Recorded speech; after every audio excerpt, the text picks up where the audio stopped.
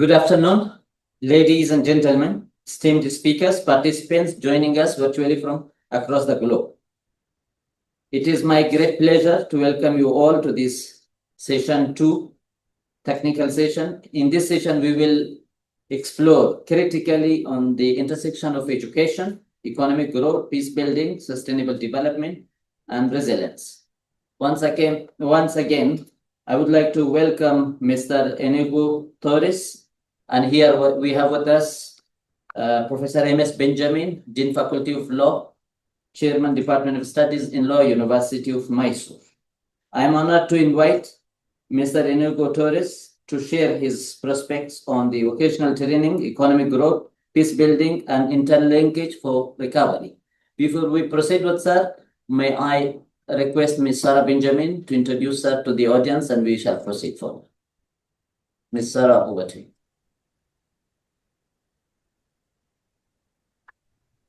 Good afternoon to the esteemed dignitaries, colleagues, and participants. It is my privilege to introduce our distinguished speaker, Mr. Iñigo Torres, a respected academic and thought leader affiliated with the CALU Institute, Madrid, Spain. His work lies at the crucial intersection of vocational training, economic growth, and peace building, particularly in fragile and post-conflict contexts. Mr. Torres has contributed significantly at the CALU Institute's mission of strengthening humanitarian education and research.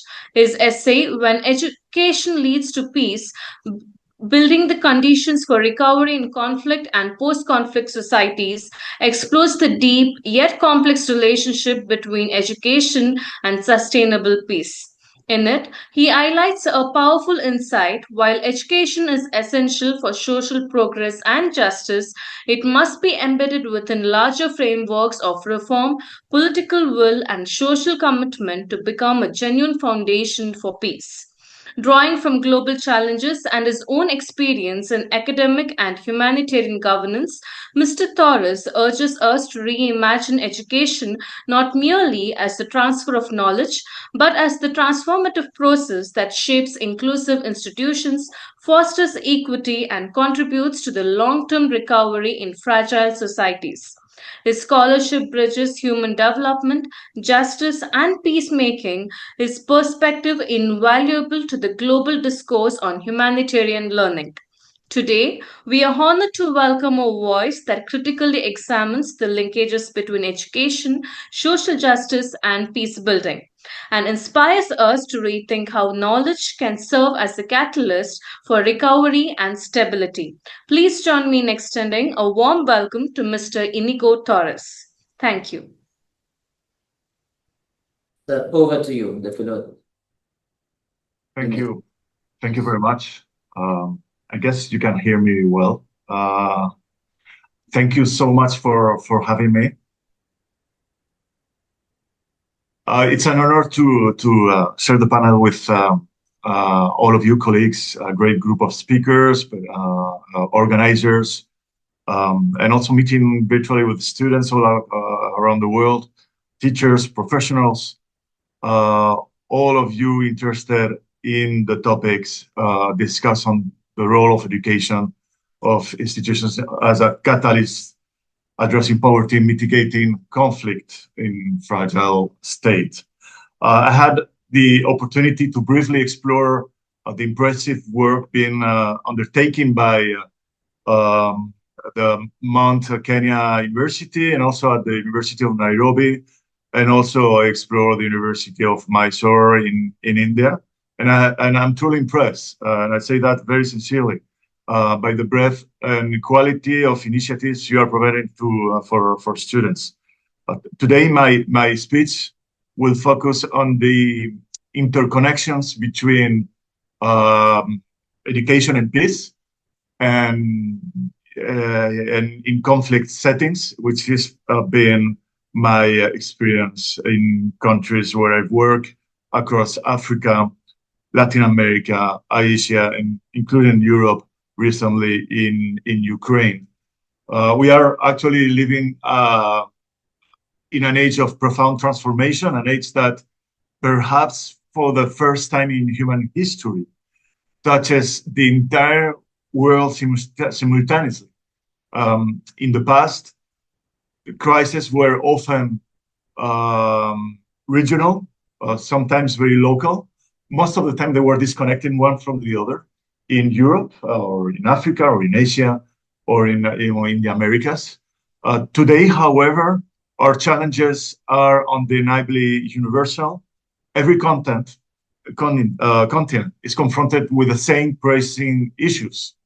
Whether we talk about the climate emergency, the demand for justice and equitable development, the quest for peace, and the struggle to shape a fairer and more effective system of global governance. The challenges are not only for the nations, but are truly global now. We gather here at a significant moment too.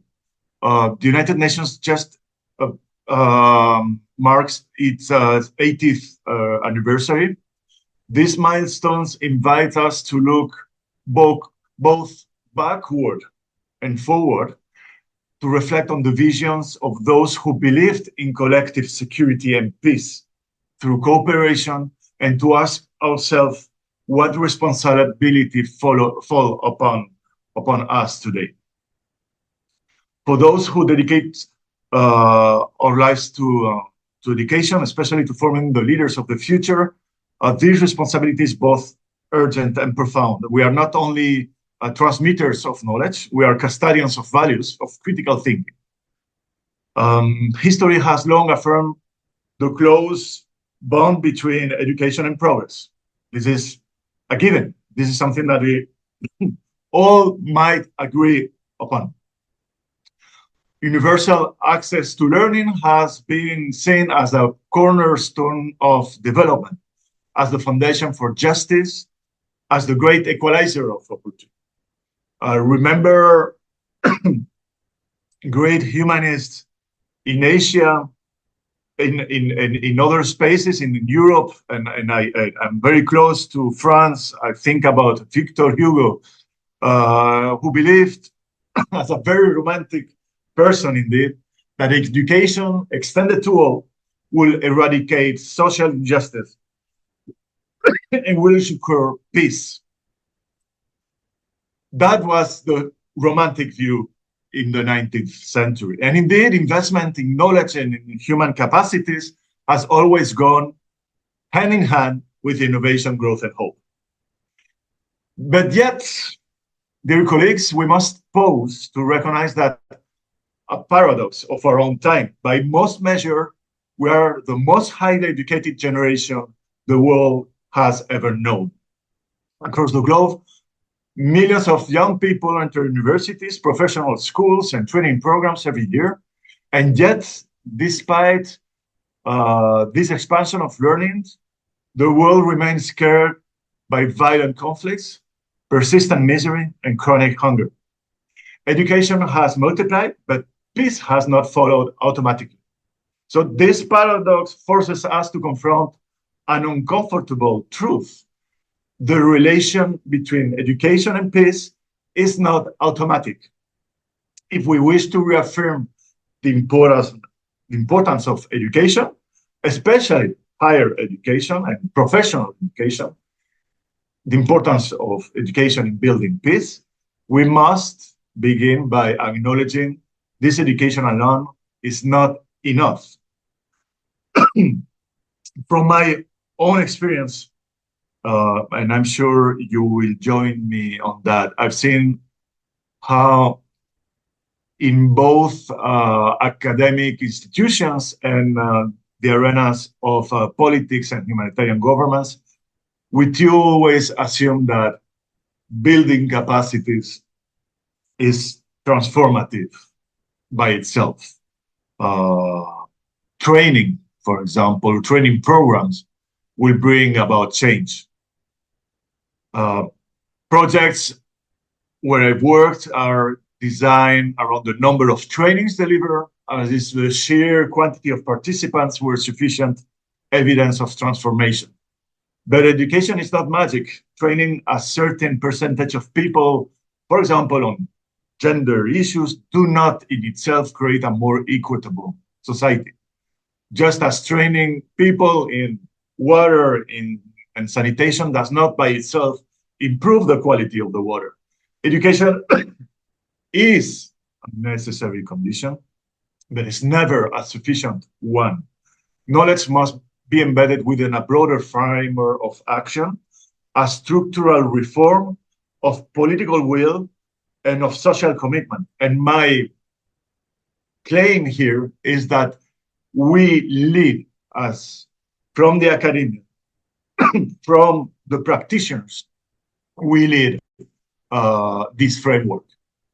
Awareness about water purification, for example, is meaningless if it is not accompanied by investment in safe distribution of storage. In the same way, awareness about peace, justice, or equality cannot yield results if it is not supported by institutions, policies, and systems that turn knowledge into reality. This is why we are here today. We are here today to reflect critically on the relationships between education and peace, to celebrate power of learning, but also to interrogate its limits, to ask ourselves, what else must education do to become a true foundation for peace? And do we ensure that education does not only illuminate minds, but also transform societies and contribute to a better world? The stakes could not be higher because if the link between education and peace is left unquestioned, we risk complacency. But if we explore it honestly, then we can begin to shape strategies that make education not just as a promise, but a genuine pathway to a more just and peaceful world. This precisely is the purpose of our gathering and of our conference. And this is where I would like to focus today on this discussion. I will try to allow some time for discussions at the end of the speech.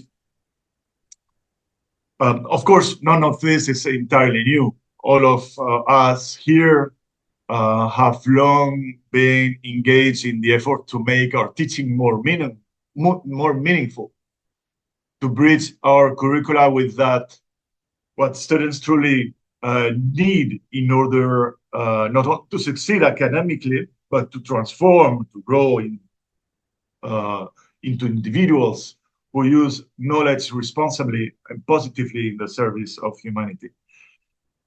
As academic, we all have supervised thesis and final research project, striving to support our students in the most decisive stage of their intellectual journey. We have all sat through countless meetings with colleagues debating how to adapt our content, how to improve our formats, how to respond to pressing issues, and how to do our work better to have a better impact. And yet, as I mentioned earlier, my experience has not always been entirely positive. Too often our efforts stop short. And so we ask ourselves as professors, as scholars, how can we go beyond this training approach, this 1 hour speech and then that's it? How can we ensure that teaching is not merely the transfer of skills, but is also a catalyst for transformation in the society? And also, this is a question for the students and for professionals. The question is equally pressing. How can we go beyond investing time in our own human and professional development? And how can learning become not only a personal asset, but a tool for my success and a contribution to improve my toolkit? My toolkit to what? My toolkit to do the job, to be a good person, to be a happy person, to feed my family, to work with my community, and not to fight with my neighbors, to understand them. Acknowledging this challenge is essential first step toward doing better. Only by naming the gap between what we aspire to and what we actually achieve, we can begin to close it and to ensure education in all its form truly serves the cause of peace. Let me share with you concrete examples and some main points that I think go in that direction to succeed. My first thinking when I was preparing this this conference is that we should align learning with the real needs. I know that we constantly assess curricula to ensure they equip students not only for jobs, but for life, complementing theory with mentorship, coaching, and partnerships across society with the private sector, with local authorities, with civil society organizations. I had the chance to work very recently in Ukraine. And I was in charge, among some issues on human rights, related to human rights, I was in charge of capacity development of the civil society organizations in issues like human rights, but also in management of projects meant to improve MHPSS, mental health, psychological support, project aimed to improve shelters, etc. The education in Ukraine has been devastated by the armed conflict. Most of the universities located in the front lines have been destroyed, physically destroyed. Teachers have been killed or displaced. Students have been killed or displaced, or they were called to join the army in the fight of the nation to survive. All the life in Ukraine, educational life, has been disrupted. And yet, in Ukraine, as it happens in most of the countries affected by conflict, the education community stands up and say, we should continue doing our important task for the community. And this is where I get to support through different programs. And I had the chance to meet very valuable professionals that they were thinking on how we can improve. And one of the most immediate response was, let's strengthen capacities. And by strengthening capacities, most of the time equal let's do trainings, massive trainings, and tons of trainings that were identified. And I said, and this happened in, I will share the experience in another country. I said, this is not going to work. No matter how many, the number of people you train in 2 days, 3 days, this is not going to work. We have to ensure that the trainings are part of a strategy of transformation through education, through capacity development. Let's bring on the table and around the trainings other initiatives that can make sure that the trainings and that initiatives are really transformative and are really providing the tools for the professionals, for the students, for the leaders, middle managers that they require. And we created a system that was very interesting and worked very well, where each training was accompanied by an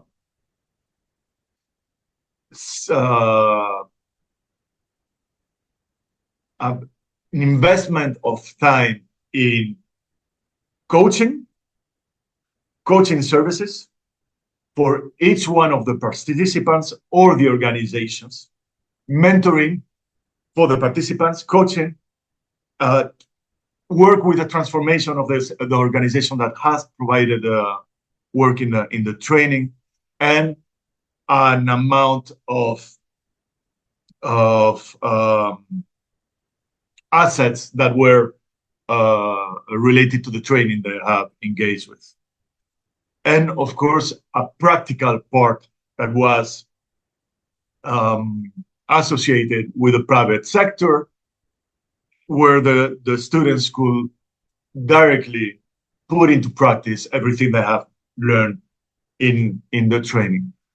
So this, even if not all the actors, they were the same, they were not all the responsible, we wanted to make sure that it was a package, that all these initiatives, they were not part of individual vectors of different projects, but it was a truly strategy of the society to engage with capacity development packages that will be very transformative. At the same time, a second vector to ensure that education is connected with peace and with prevention of conflict is mainstreaming values such as human dignity, conflict resolution, sustainability, and equity, embedded across every discipline, not limited to the social sciences. Too often these dimensions are missing from our education systems. And I think that in Spain, in my own country, where we focus very much on strengthening students that have very added value in technological sectors, in science, even in humanity, but we don't think about strengthening citizens that ensure that the values of our society has achieved are preserved over time. So those values that we achieve in peacetime are not understood by the students and are not understood by the education system because they are provided as a given, and then they're not valued, and then they're not used, and then they become useless. We should not aspire to build a society of right holders alone, but also as citizens who embrace their responsibilities. And this is something we have worked also in many contexts across Africa, where and particularly in Western Africa, I've been working in projects in education, and these issues pop up, that we were only bringing right holders' perspective, but not duty bearers' perspective. And if we want to to have a fair society, we have also to understand that we are part of the equation, and that we are also an actor of transformation, meaning not a subject of rights, but also a holders of obligations. And this is something that our educational system are lacking. And I will advocate today to strengthen that part. A third point would be make learning experiential, connect classrooms with communities through service, internships, fieldwork. Let students practice empathy, responsibility, and problem solving with the communities. In this regard, I have a beautiful example in Namibia, Southern Africa, where I work in a project rural development project to support a community, and one of the main important parts of the project was about building houses, but also building school. And of course, not about building the school itself like infrastructure, but building education for this community. And at that time, and still the case, there are lots of tensions, racial tensions in Namibia and in southern country. countries. At that time, it was just after the apartheid. I'm talking about, I think it was probably in 99. Namibia had independence in 91. So it was very recent. And we were working with communities in areas that were surrounded by farmers, were mostly white farmers in the area called commercial farms. And we thought about connecting this school with the environment. And we came up with the idea that through the school feeding program we had, we could work on, instead of asking the commercial farmers or a company to bring the food to the school, we decided to have an alliance and a strategic partnership with the companies. And the companies, they teach us, they teach the participants, these communities of hundreds of families, in the ones who were interested and they have this vocational interest in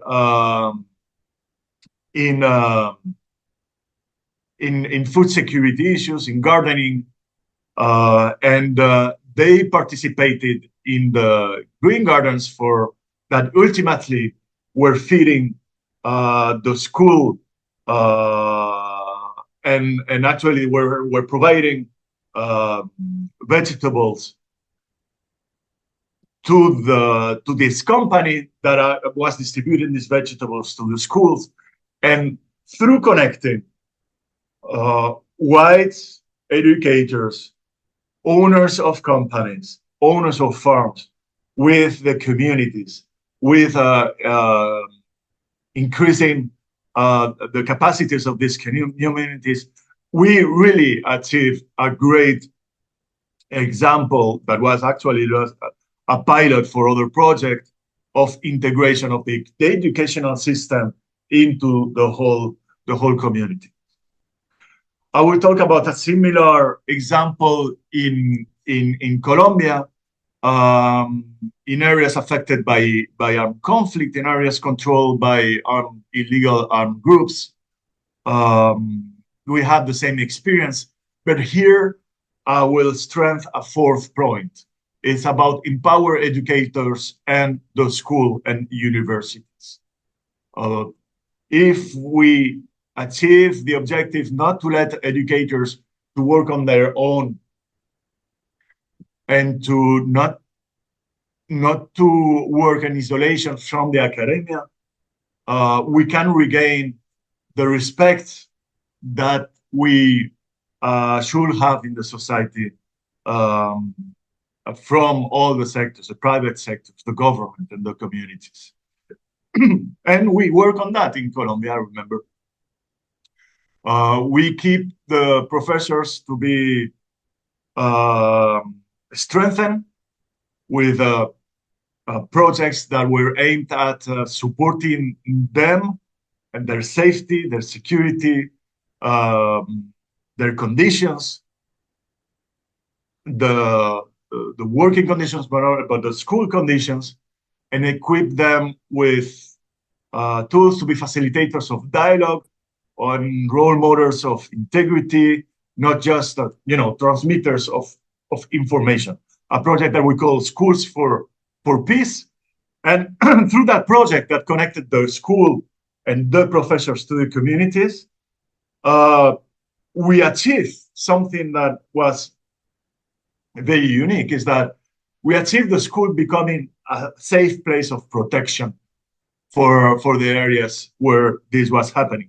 And it was not only schools, but it was also vocational, institutional, and we even identified that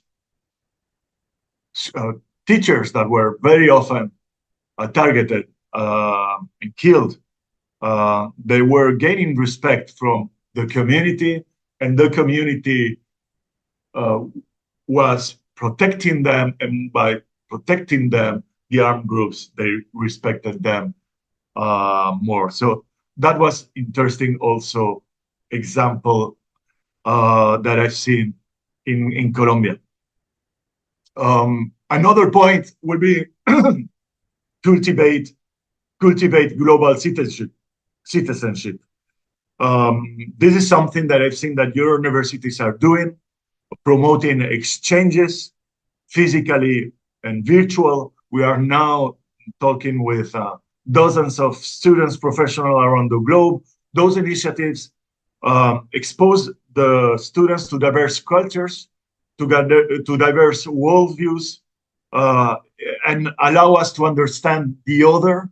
And this is the seed of peace. Instead, the new technologies, as you are doing from the University of Mysore, and also the universities in Kenya and in Nairobi, and you are using this to give the chance to the students that probably cannot physically travel to other countries to meet these other views, other realities, and this is absolutely enriching the experience, and this is absolutely contributing to cultivate global citizenship, which is also a key factor of success to make the university a pole of development for peace. That would be my sixth point, and I'm going to finish very soon. We should redefine success. In my view, we have to go beyond counting diplomas and publications. We have to ask, are we forming graduates who contribute to more just, peaceful, and sustainable societies? How this diploma is going to have a recognition of that? How can we integrate that in the success definition of our universities? Is it about grades? Is it about impact? It's a difficult one, but I think the question's worth a reflection. Another point that I was mentioning early, and I think we can do more, or from my experience, I should have done more, is engaging with society. Building bridges with NGOs, businesses, private sectors, local communities, local authorities. That is ensuring that knowledge informs action and policy. It's not only about respecting the rules. It's about how we can influence the ones who are deciding in the society through our educational vector. And I think we are not valuing enough the capacity we have as the educational sector, particularly in universities, the influence we can have in authorities in polishing the policies. I been reading a lot about this in Israel. Critically, some universities are thinking how they can contribute to build a peace environments for the generation in Israel and in Palestine. How the educational system can contribute to shape the policies of governments so that a conflict is not a constant factor in the equation of the countries such as Israel. And I invite you to read more about this because it's an interesting path of reflection. And I think it's very valid for all of societies that are suffering or are in the verge of tensions and conflict tensions. What is our role to shape policies? And I think we have a much higher responsibility on that the one that we assume at the moment. The eighth point, and I assure you, I don't have 800. I have only a couple of them more, and then I will give the floor for conversation. The eighth point is champion inclusion. Guarantee that access to higher education is not a privilege, because this will mean that we are supporting historically excluded parts of the society. So we have to make the effort to not replicate exclusion, because this will be the way that peace is truly for all, and peace is going to root into our societies. When as an educational system, particularly in university, we break the exclusions and we make the effort to integrate into our university not only the leaders of yesterday, but the leaders of tomorrow. And this is what we should envision when we are working, in my view, in this sector. And I will give you an example also on how important is to include people, all the sectors of the societies in school education. We know that. But I wanted to give you an example that has impacted me a lot in school feeding programs with the World Food Program. A few years ago, when I started working in this field, the WFP was measuring the success of the school feeding programs, measuring the success. We're talking about primary and secondary school, the success of these school feeding programs in terms of nutritional and food security parameters. If we are providing food for the school, this is to feed the students so they are in good shape. And also we reduce malnutrition that is affecting the societies where we were working in. And that's an important contribution. School feeding programs were a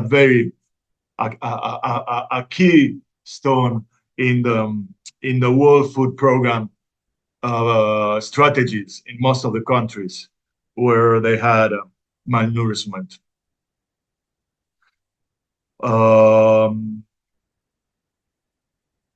Then they realized it wasn't working. That through school feeding programs, they were not achieving the nutritional improvements that they were expecting. So at some point they were like, okay, if this is not working and it's very costly and it's difficult to be sustainable because it requires a big investment from authorities and from donors, and if it doesn't have an impact, nutritional impact, let's stop it. And this is what they did in some countries.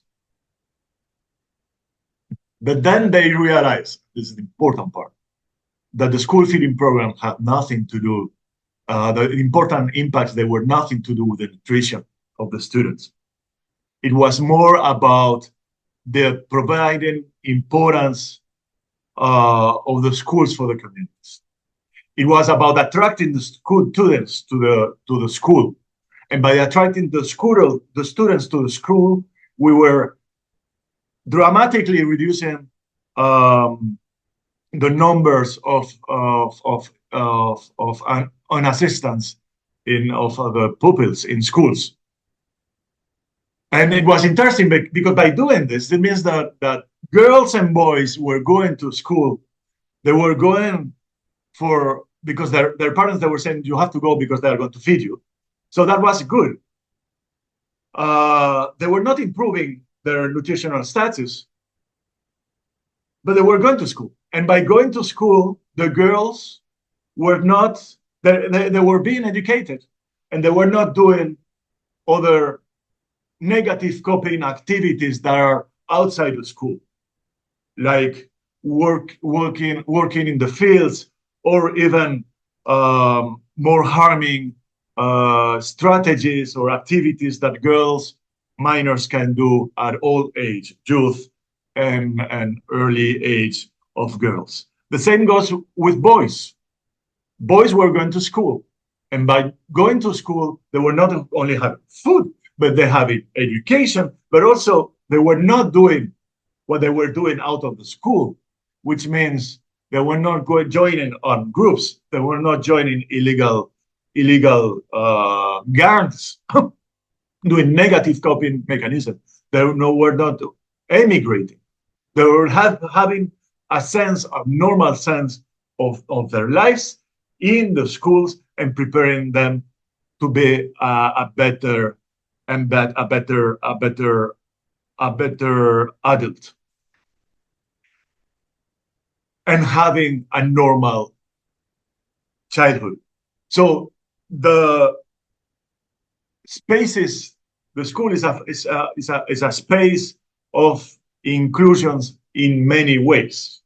And by doing this effort, we can find the same examples in universities, by bringing youth to universities, by allowing them access, finding the ways. We will not only provide them education and the tools to be a better person, but we will avoid them to be attracted and to be caught in negative activities that actually are going to make this society not being able to develop in peace. So that's the impacts of the educational system are high, and we should try to measure all of them. I want to finish the ideas I'm sharing with you with another bullet point. Another idea is that I think we should, universities and students who participate in universities and in vocational training, we should be, I will pedantically call it, a laboratory of possibility. We should inspire hope. We should show to new generation that the responsibility that we have by assisting, by integrating this training, this course, this grade, is a value we take very seriously. This responsibility is that peace is not a utopia, but it's a project. One, the teachers and the students can help build. So let me finish by saying that, in short, even in the most difficult settings, if we choose to see academia beyond academia, the school beyond the school, the student beyond the student, we can rediscover the true purpose of education. Education is not only about knowledge, it's about shaping citizens who can carry forward dignity, justice, and peace in our societies. It's about linking learning with development and development with humanity. The responsibility to nurture this vision rests with all of us, with the teachers, leaders, policymakers, and communities alike. Let us not delay. Let us work on that direction. I know you are. And the time is now. We have to act now.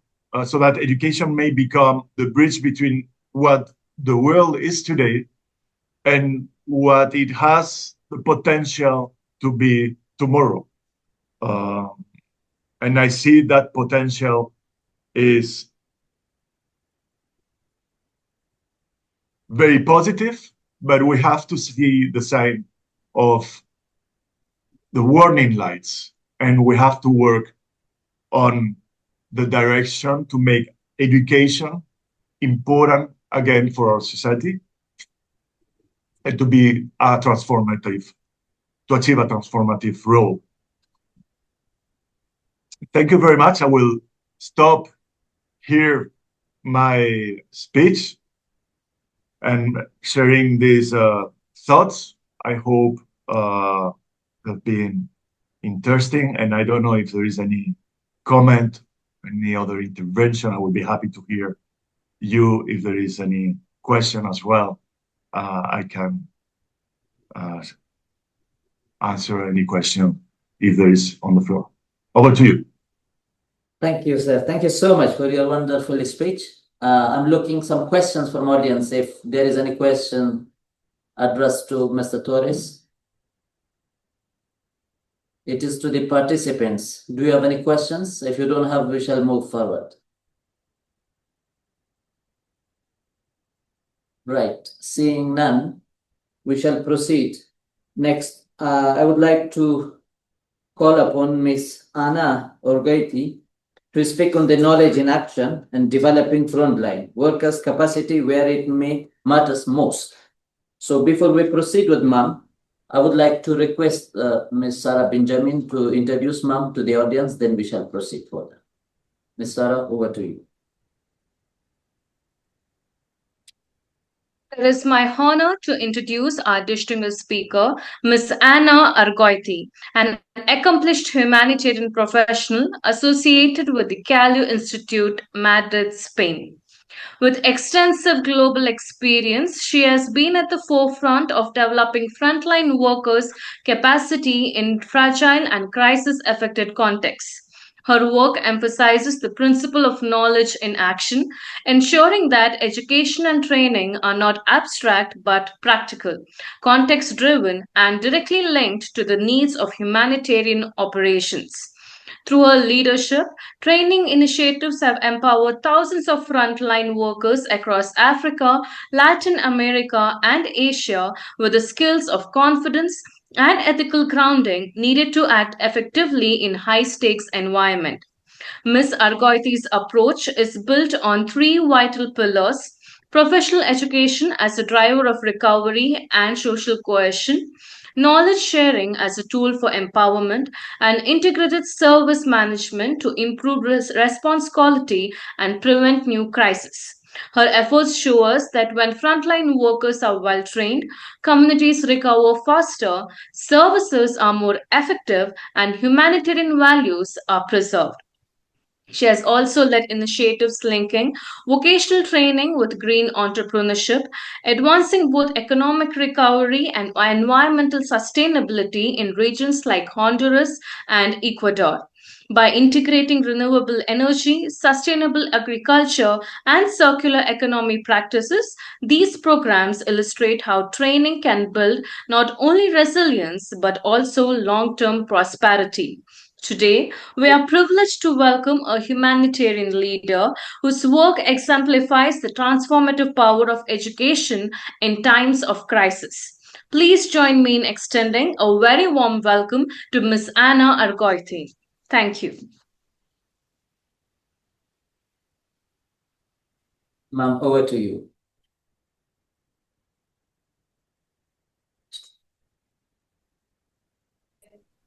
Hi, can you hear me? Yes, ma'am. Okay, thank you very much for this welcome and introduction. Very warm. And thank you for the University of Missouri for organizing this and inviting Calu to have the opportunity to talk about 4 different topics related to the role of education as a change maker in the current world. Before starting, because as you know, my My speech is around knowledge in action, developing frontline workers' capacities where it matters most. And it's very funny because I didn't coordinate with Iñigo, but how Iñigo ended his speech, it was a way in which I wanted to start mine. And Iñigo said, education is not only knowledge, it's also building justice, building peace, that at the end this will take us to the value, to enhance the value of humanity, and how education has this transformative role. Well, this is what I have been trying to do all my professional life since I joined the humanitarian sector back in the 90s. And I think that in the current situation, how the world is today, how things are evolving, all the things we are living today, I think that frontline capacity matters much more now than ever.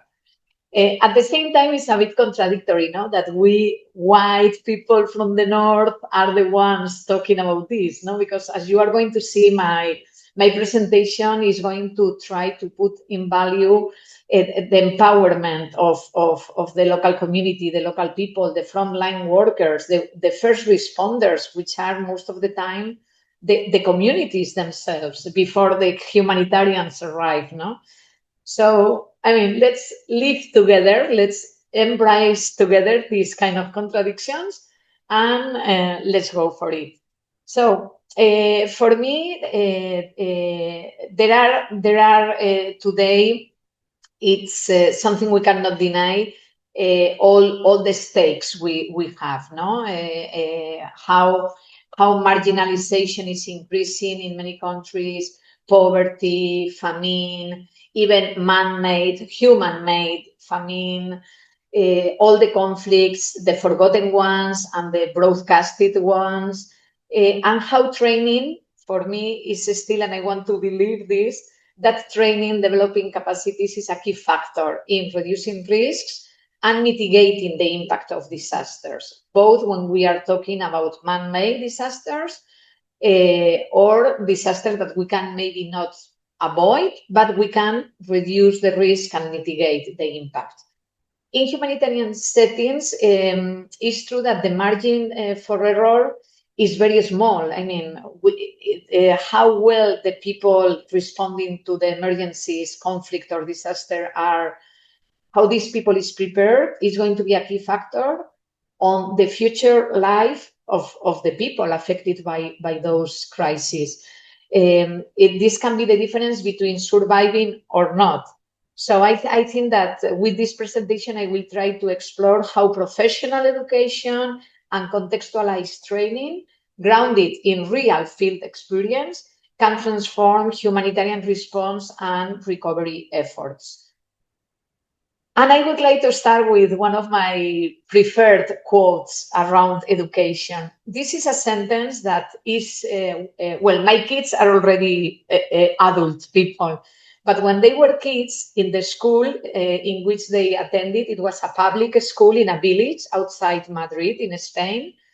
And the kids painted this sentence, of course in Spanish, not in English, on the external walls of the school. Education is the most powerful weapon which you can use to change the world, by Nelson Mandela. And I think that this is very linked to the topic that we are dealing with today, no? The power of professional education, education as a driver for recovery and social cohesion. Iñigo tackled a lot upon this social cohesion thing on his presentation. And also to go for the real world impact, no? How professional humanitarian education can also restore trust and build resilience among communities, no? That are usually more affected for this kind of crisis.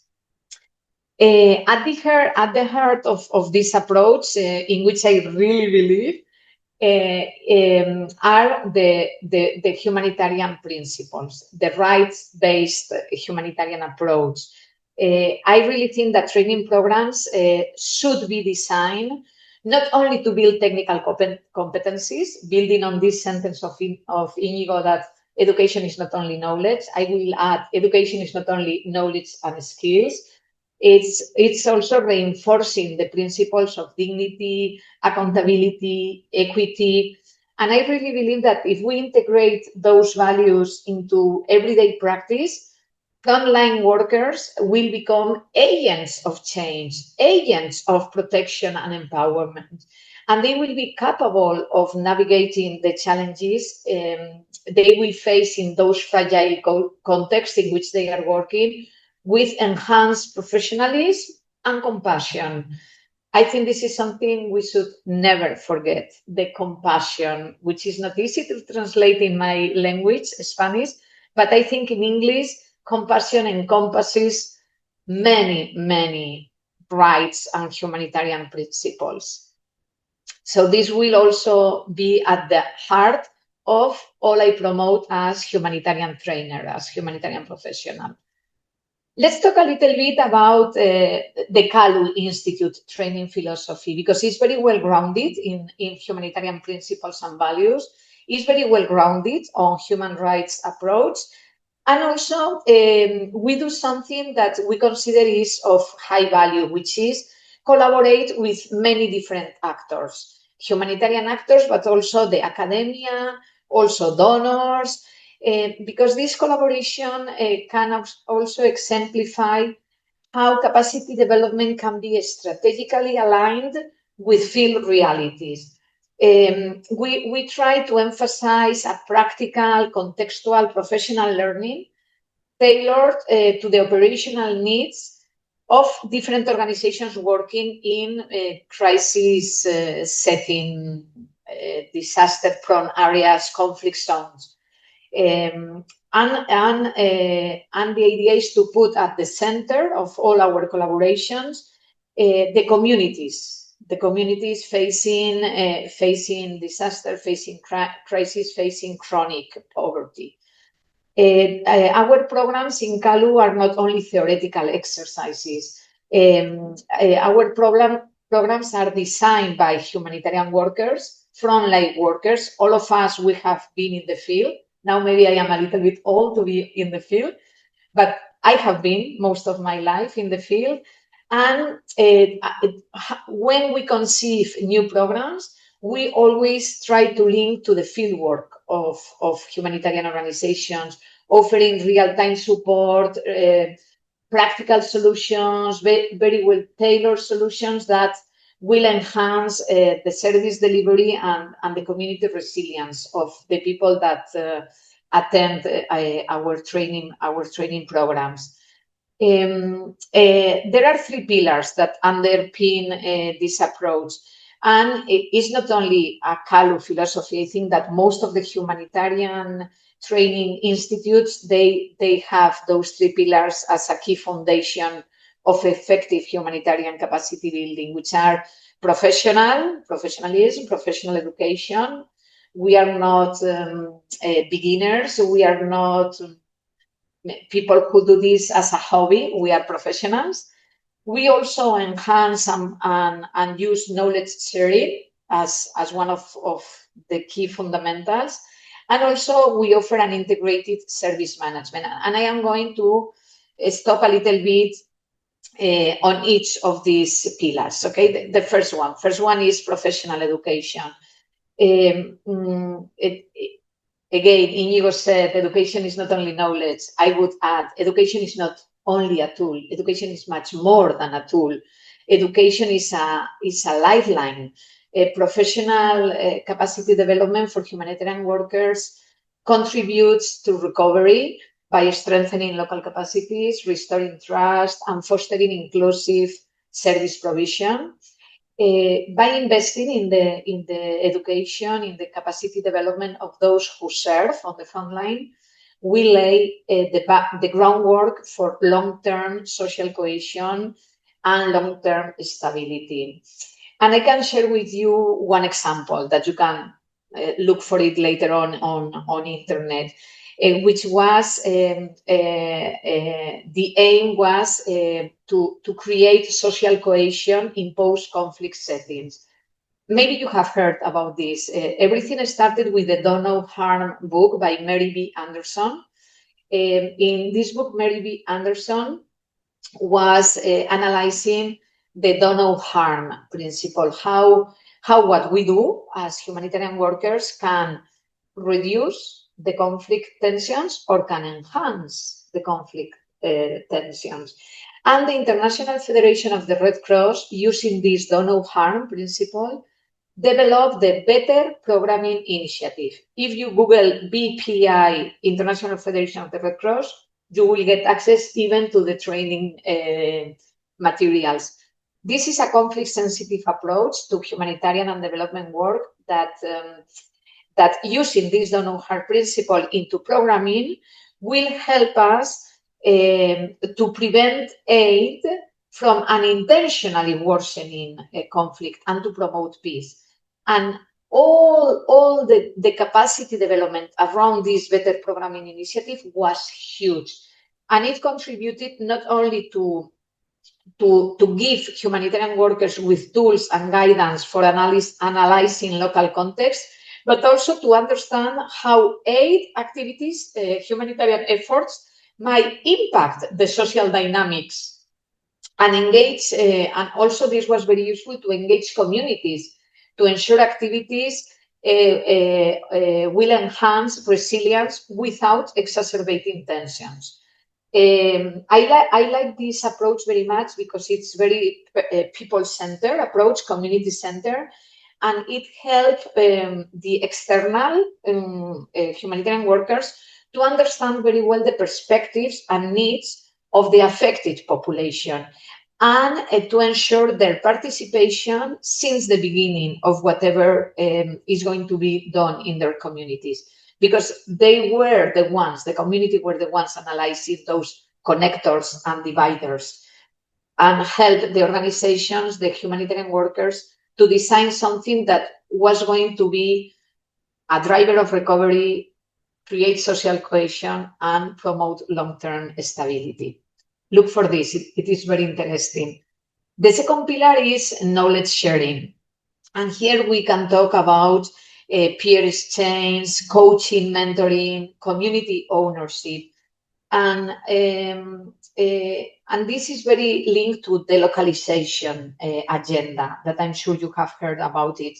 When humanitarian professionals share their knowledge and experiences, we are doing more than transfer skills. We are also building networks of solidarity and learning. I have no time to tell you how many people I have been working with in capacity development initiatives, face-to-face, online. In my kids counted the other day. I think I have been working on around 80 to 90 countries all around the world. So you cannot imagine the networks of solidarity and learning I still have actives and I still feed and I still try to keep alive, okay? Because for me, knowledge sharing, experience sharing, for me, is the best way of learning for adults. So peer-to-peer exchange, mentoring, problem solving, all this is super useful for frontliners, but also for communities. To empower communities to take ownership of their own recovery and resilience strategies. This is a sort of democratization of the knowledge, and this is key for sustainable impact. And as I said, this is at the center of the localization agenda that was promoted by the Grand Bargain. And in humanitarian context, knowledge is not just a resource. So imagine how many things are we telling about knowledge, no? Iñigo, education is not only a knowledge. Now I am saying knowledge is not only a resource. Knowledge, information is a form of power. When frontline workers and humanitarian professionals share their expertise, they help shifting the balance from dependency to autonomy. And this is key. This is key, and especially key in fragile settings, where local actors are often the first responders and the last line of defense. Let me stop here a little bit to deep dive on this peer learning and localization thing. because this is what the localization agenda is asking us to do. And I think it's very relevant when we talk about capacity development, is this fundamental shift, empowering local actors to be the ones leading the humanitarian response. And training and knowledge sharing are central for this transformation to happen. Capacity building is not only a one-way street. Okay, it's about co-creation. It's about thinking together solutions. It's about the local communities and the local responders recognizing their contextual expertise, and the foreigners, the externals, recognizing this local contextual expertise and building on the existing community strengths, not substituting, not imposing external ways of learning. Peer-to-peer learning also fosters mutual respect and trust. And peer-to-peer learning breaks down whatever hierarchical models we have been imposing. And I think we have to recognize that from the North, many times we have done this, and in some cases we are still doing this kind of very vertical model of I deliver, no? I am the one who comes here to save your life, no? I think we in CALU, but all the professionals collaborating with CALU in our own professional activities, we are trying to do this, to break down this. Mentorship and coaching for me are amazing learning tools. I mean, it's these help actors to navigate complex operational challenges. These reinforce ethical and professional standards. Mentoring and coaching can also help local people to have access to knowledge and initiatives that maybe they cannot find by themselves. No? Today with internet, it's true that it's easier, no? But still there are a lot of things going on that not always are reaching the local, no? The local setting. Well, I could say I don't know how many things about this, no? The greater relevance of how local realities, languages, and cultural norms are used in our capacity development efforts, the sustainability, no? How those knowledge and skills will remain within the community long after we leave, no?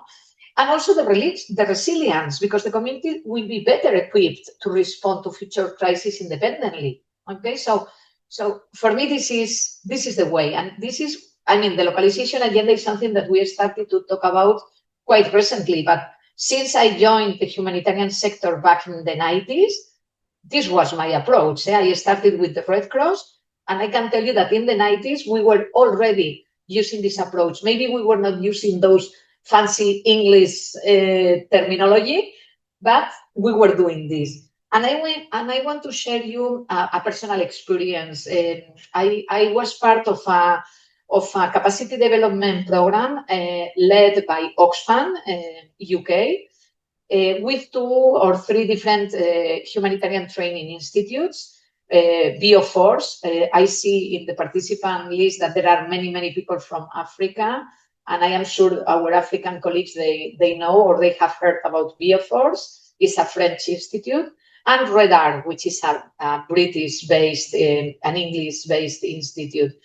And they put together with Oxfam a program called Context. And this program was addressed for local actors, first responders. Only local workers of local NGOs could attend this program. It was a blended program with online moments and face-to-face workshops, and in between coaching sessions. So I was one of the main trainers, in this case in DRC, Democratic Republic of Congo, in Goma, and also I was one of the coaches.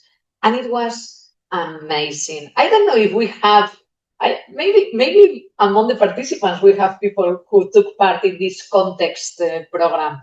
If so, I would love if you can raise your hand or put in the chat and we can give you the floor, because this was really amazing, okay? But also in CALU, we use this approach. For instance, we supported an initiative in the Sahel in which international trainers partner with local health workers to co-develop a curriculum on emergency nutrition response. So this is possible. This is possible. Let's go for this. Let's go for this co-creation. And maybe you need to use international people when we are an added value. If we are not an added value, don't call us. Go for yourself. No, you can find locally a lot of expertise and a lot of knowledge.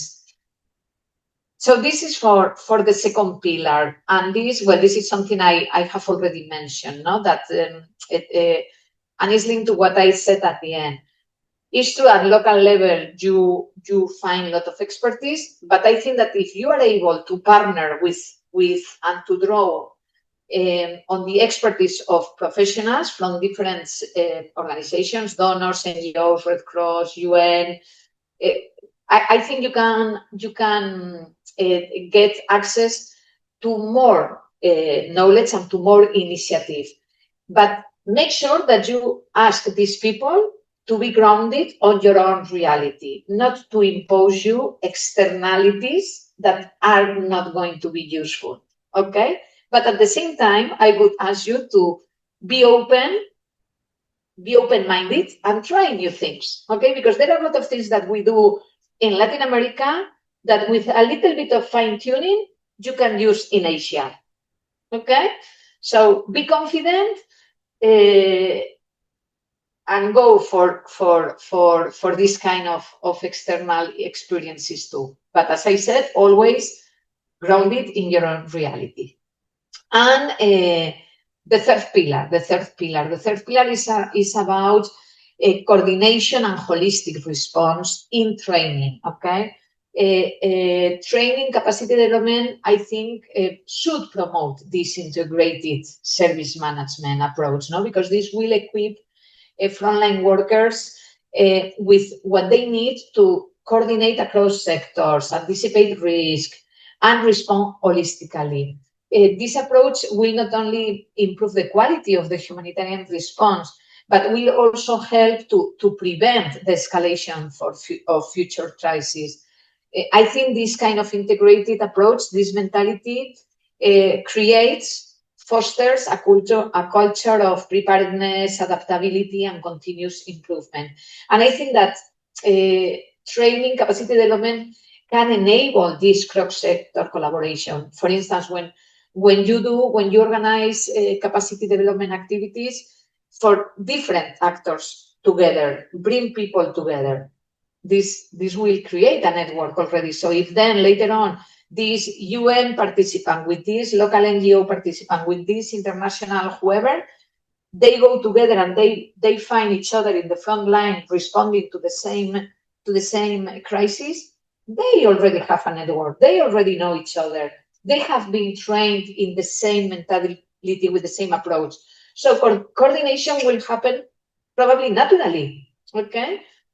Again, a small personal experience that this works, and this you can find online. If you Google disaster response support services, DRSS, disaster response support services, this was an initiative that was put together in Haiti, in the Caribbean, after the 2010 earthquake. And it was a joint effort of different humanitarian training institutes to offer training and learning to support the reconstruction of the Haitian civil society, building operational capacities of humanitarian actors in Haiti, and again, with local responders. Okay, so this was not training for expatriates. This was training for Haitian people that were going to work for local international NGOs, UN, Red Cross, and this helped. And I can tell you that I was also part of this one back in 2010. And it's amazing to see how training can improve service quality and preparedness. And I have been in Haiti recently working for WFP, And I met people working in WFP that at that time they were trained through these disaster response support services. Okay, so this holistic approach, this coordination pays well in the future. And I am coming more or less to the end. Let me share some statistics in CALU, because I also wanted to talk in general in this presentation, but also to highlight how the programs we are offering are making a tangible difference, no? In the lives of frontline workers and the community the frontline workers are serving, no? For instance, recently we did some statistics in June, and you can see, no, that we had 55 countries encompassing 52 different nationalities, and the average age is 30 years old people, and mostly our participants, our students come from in this order, I think it is Africa, Asia, Latin America, being Afghanistan and Pakistan two of the biggest applicants, no? The nationality of the huge part. If you visit our social networks in LinkedIn, in Instagram, you are going to see different people sharing their own testimonies, no? So I will invite you to read some of those, because it's it's the students saying and putting in value some of the things I have been trying to convey here today, no? The value of how principles and values, no? For instance, this participant is mentioning neutrality, honesty, independence, humanity. So it's not only the technical things we do, it's also the values that underpin all our programs. This Caroline Natwak, for instance, I invite you to see this video because she explains very well how transformative the training was for her. And this is something that I think that Iñigo has mentioned a lot, and I have been trying to convey too, no? I have not mentioned the transformation thing, but I think this is underpinning all that I am sharing with you today. So the first one was more focusing on the humanitarian principles, Caroline more on the transformative impact, and Abdul Kadir will explain you how the technical skills and areas of knowledge he was able to develop. So I will invite you to go back to those testimonies and to read what they are seeing.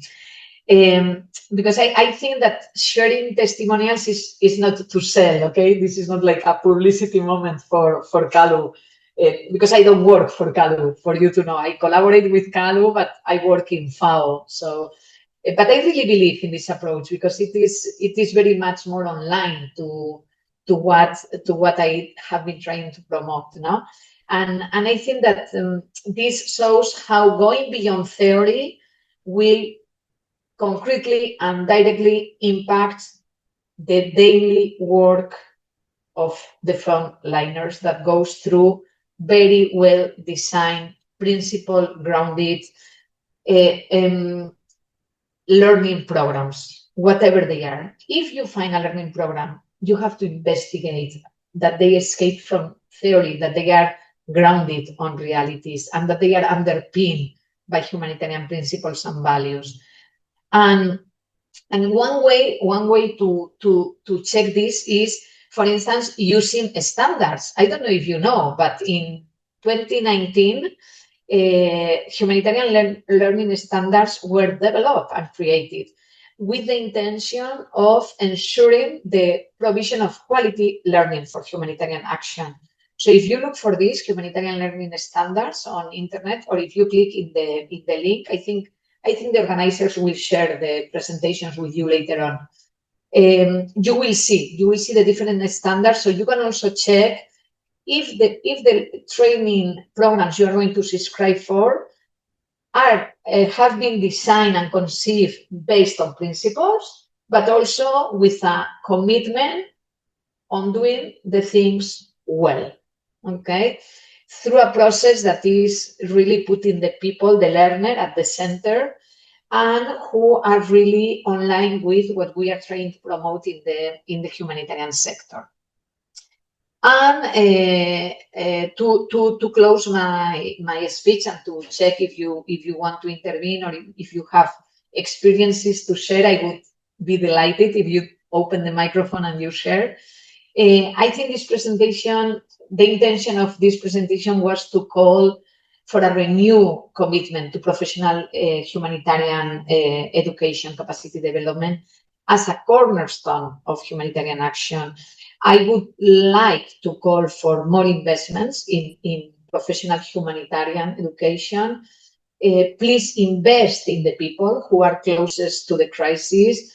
Ensure knowledge is not only accumulated but activated where it matters most. Invite for collaboration, promote feedback, go for future engagement, and please, knowledge must be activated where it matters most. Thank you all for your interest today. I am open for discussion, for contributions, for questions. Your photo. Thank you, ma'am. Thank you so much for your thoughtful presentation. Now, I would like to invite Dr. Victoria Fontan, who will discuss on higher education as a resilience, the case of Afghan students at the American University of Malta. Before we proceed with ma'am, I would like to request Ms. Sarah Benjamin to introduce ma'am to the audience. Sarah, over to you.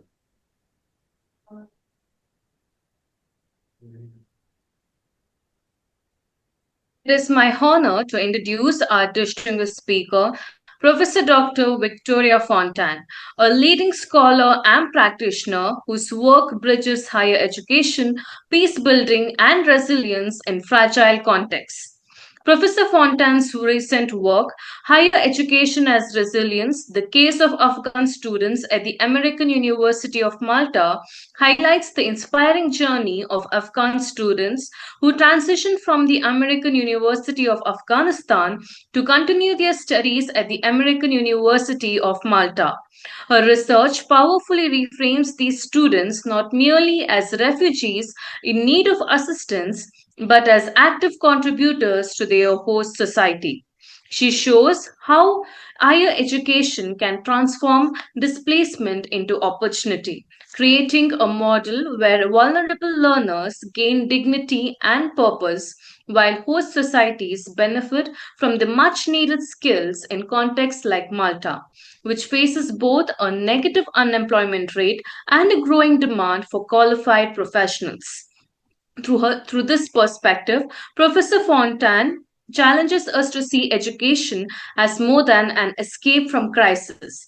Instead, as a catalyst for shared growth, social cohesion, and resilience. In our vision, universities become not only centers for learning, but bridges between communities, fostering hope and rebuilding lives across borders. Today, we are privileged to welcome a voice that combines academic depth with humanitarian impact. Please join me in extending a very warm welcome to Professor Dr. Victoria Fontan. Thank you. Thank you. Thank you very much for this kind introduction, Sarah, and for your invitation today. I also am part of the CALU team. I'm one of the facilitators of the seminar in the humanitarian ethics. And today I'm speaking to you, addressing you both with a humanitarian learning hat, as well as my other hat, which is rector of the American University of Malta. So I'm going to take you through a journey that is coming at the crossroads between humanitarian action and higher education, and that is seeking to help students graduate not just with a degree that is going to allow them to contribute to society, but also to graduate from their condition of refugees, which to my mind is extremely important because they are only able to rebuild their future when they are able to change the narrative of their own lives. And so this presentation is going to show how higher education can help that, starting from disaster and moving into contributing to the economic sector of a society. So let me share my presentation right now. I hope that you can see everything, and here we are. So this is our beautiful campus, the American University of Malta. We are by the sea. I don't know if all of you know Malta. So Malta is the smallest country in the European Union, in the Schengen area, and it is also the only English-speaking country in the European Union. So this journey that I'm going to present to you today, again at the crossroads between humanitarian action and higher education, is really coming out of a series of incidents and occurrences, and a posture that we have all taken, both faculty and students, faculty administrators and students, a posture we've taken for the last 4 years to navigate uncertainty and take all opportunities before us in order to succeed together and to graduate our students into the ever after life of being a contributor to society. And how resilience comes not just in terms of opportunities, but also in terms of embracing the creativity that comes with opportunity. So just a few words about AUM. So this is us. You see one of our first cohorts of students graduating a couple of years ago. So the university was established in 2016. It is a liberal arts institution, so part of the American university model. Many people ask, so what's an American university? Is there a franchise? Is there a mothership somewhere? No, American university just means we're offering 4-year undergraduate degrees with a strong liberal arts foundation, which is, in French, we call it, some of you are French speakers, we call it culture générale, so a strong foundation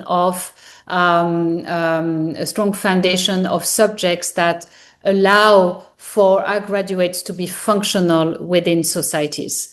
Our learning pedagogy is student-centered, and we have a real emphasis in what we teach on critical thinking and civic engagement and global perspectives. So at AUM, at the moment, 80% of our student population is coming from conflict-affected societies, and would qualify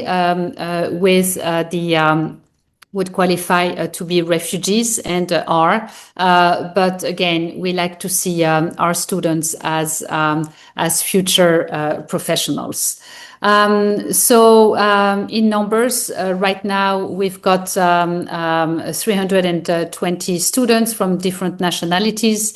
What's really interesting is that in serving students from conflict-affected societies, especially this Afghan student journey and this Afghan student cohort, we have actually not just helped our students, but more importantly, the university, which was struggling to take off since 2016, before Afghan students joined AUM. And again, that's another really important element, which is the win-win opportunity that the crossroads between humanitarian action and higher education brings for everyone.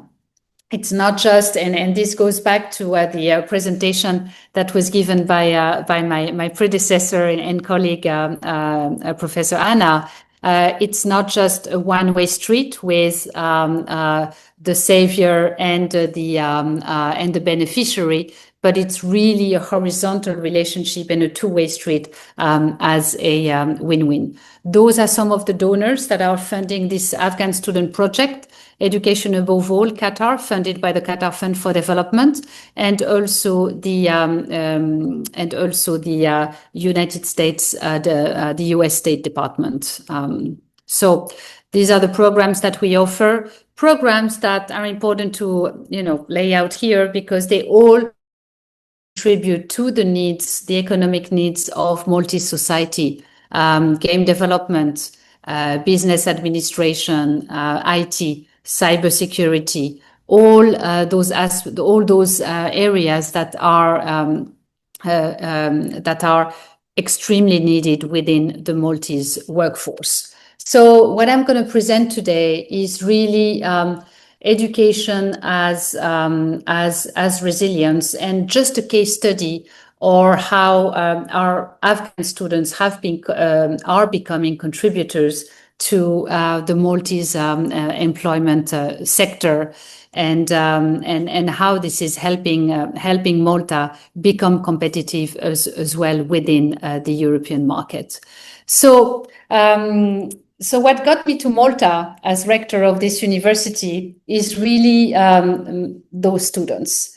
We have been together. I met them at the American University of Afghanistan back in 2019. We've been together in a long journey between 2019 and 2025, when Afghanistan returned to the Taliban in 2021. We were all displaced as a community. Our campus was occupied by the Taliban on August 15th, and we all ended up in different parts of the world before we could all regroup in August 2022 in Qatar. Some of us went to Iraq, others went to the United States, others went to Kyrgyzstan. A small number of us met in Qatar again in August 22. And as we met there, what was really, what came as an acute issue to that particular student body is that it was only temporary. Temporary because there is no long-term immigration pathway in Qatar. And so as our students reached Qatar in 22, what was understood was that it was a temporary solution, but they had nowhere else to go. And that became a weight on everybody's mind, as you know, and as you have seen in the different disaster scenarios that you serve. That chip on people's shoulder, knowing that not everything is temporary, that they don't know about the future, and that they don't have a long-term pathway. That has been something, the elephant in the room, that we all have had to live with until Malta came about. So we've been together in Qatar for some time, up until when we thought we would have more time. But that was without counting the US elections, which derailed or rained on our parade. What happened was that this Qatar scenario, we were hosted by the Qatar Foundation. Our students were able to continue their studies, and other students in Afghanistan were able to study online. So we had 200 students in Qatar, another 800 studying online in Afghanistan remotely. And they would, wherever we had faculty in Qatar that would match the students in Qatar, we would open the computer and teach in Afghanistan. So that was more or less okay until, and this Qatar project was funded by Qatar Fund for Development as well as USAID. And then, of course, in January 25 came to us another bombshell, which was the election and the slow demise of USAID. We received our first stop work order as an implementation partner of the US government we were asked to stop, completely cease anything on the 27th of January. I remember the dates because that to us was more devastating than the return of the Taliban. When the Taliban returned in August 21, at least we could teach online. In January, there was nothing that we could do. I couldn't even send an email, or it would be in defiance because I was USAID funded, or it would be thought to be in defiance of this stop work order and this presidential order. Therefore, between January 25 and June 25, the project was stopped, restarted, stopped, restarted again. And it became very clear to us that we would need to find long-term alternatives, otherwise everybody would be returned to Afghanistan. An added issue for us was that the university was attacked in 2016. Some of the students who were in Qatar had been wounded in the 2016 attack, and they definitely did not want to go back. Nobody in that cohort wanted to go back. So as we, started thinking, and as also USAID funded employee, and I was also impacted in my own job. So I was looking for alternative employment opportunities. And as I was doing that, I said to myself, I'm not going to go anywhere without those students. And so as I interviewed to lead other universities, Malta caught my attention because there was this opportunity to bring students in an English-speaking place with a long-term immigration pathway, and to have them finally finalize their studies with me. And that's what led to this particular project. So as I was appointed in Malta, I asked all the different donors that we had been working with to help us fund my relocation with more than 100 students. Now, we went to some of the donors, but as was really interestingly laid out by Professor Anna earlier, donors are what they are, and sometimes they don't necessarily implement the do no harm principle.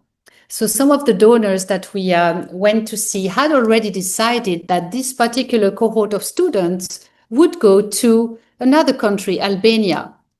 And why? Because one of the middle people within this whole equation of donors taking a large overhead had contacts in Albania and wanted to place those students because they would get a cut. What's really interesting in this whole, supply chain, and I use I'm not trying to be offensive here, but sometimes when we've been, facing those realities, very often we have found that our students have been used as pawns and as goods, just as any other supply chain by different organizations. So as we were thinking about the future and what to do with them, and with the students, of course, immersed in those discussions, we realized that the many different organizations in the mix were using some of those parameters to, continue enriching themselves. That's when we became intent on illustrating and embodying those humanitarian principles that have just been mentioned, especially the ones revolving around localization agenda and agency. And in all the discussions we've had about our students' future, we have actually involved them. I'm speaking daily with the president of the student union, and every decision I take, every lead I pursue is in partnership with him. So those students were supposed to be sent to Albania. Then what I did as soon as I reached Malta, I issued admissions letter to them in Malta, and they all went one by one to the donor and said, don't decide what my future will be. I have an offer in Malta. I'm going to be able to, be granted a visa by the government. I have a long-term immigration pathway into the European Union, and I'm going to choose my future. And it took a lot of courage for those students to actually do that as a whole and to decide what they would do and where they would go as a whole. So we've had different cohorts for those for this Afghan student group funded by different programs. So one of them is the International Institute for Education. Another one is the Women's Scholarship Endowment, which is part of Texas A&M. And what's really important about that is that it is the only revived USAID program for higher education in Afghanistan under the current administration. So why did we choose Malta? Because Malta, I don't know how this is possible, actually have a historically low unemployment rate, which is at 2.6% overall. But actually in some sectors, it is a negative unemployment rate. Don't ask me how this happens. I have no idea, but it's there. So what this means is that there is a very strong skills shortage across all the sectors represented in the academic programs that I have listed earlier. And what this means is that our graduates, before they even graduate, are recruited by employers before usually in the last semester of their senior year. And what this means is that everybody is assured, as soon as they register into the university, is assured that they will have a job. And of course, this rising reliance on foreign workers is, again, a godsend, not just for our students, but for Malta as well. And again, this is where, we go back to the win-win element of this particular partnership. So, which allows then for our students to graduate from being a refugee to being a future professional. What we really focus on in this project and the implementation of this project is their dignity at the center of everything, and which is, of course, connected very strongly to the core humanitarian principle. So as we have developed this, we have come across a lot of barriers. The political will here in Malta has always been there, always. The people, whoever I speak to about this particular project, are extremely, extremely welcoming. But there comes administrations and different administrations that sometimes are not talking to one another and sometimes are blocking the project. Why am I talking about this at this time? It's because the employment sector, the political sector, the employment sector, and the social fabric of the island have been extremely important in championing this particular project and saying we need those kids those students for internships,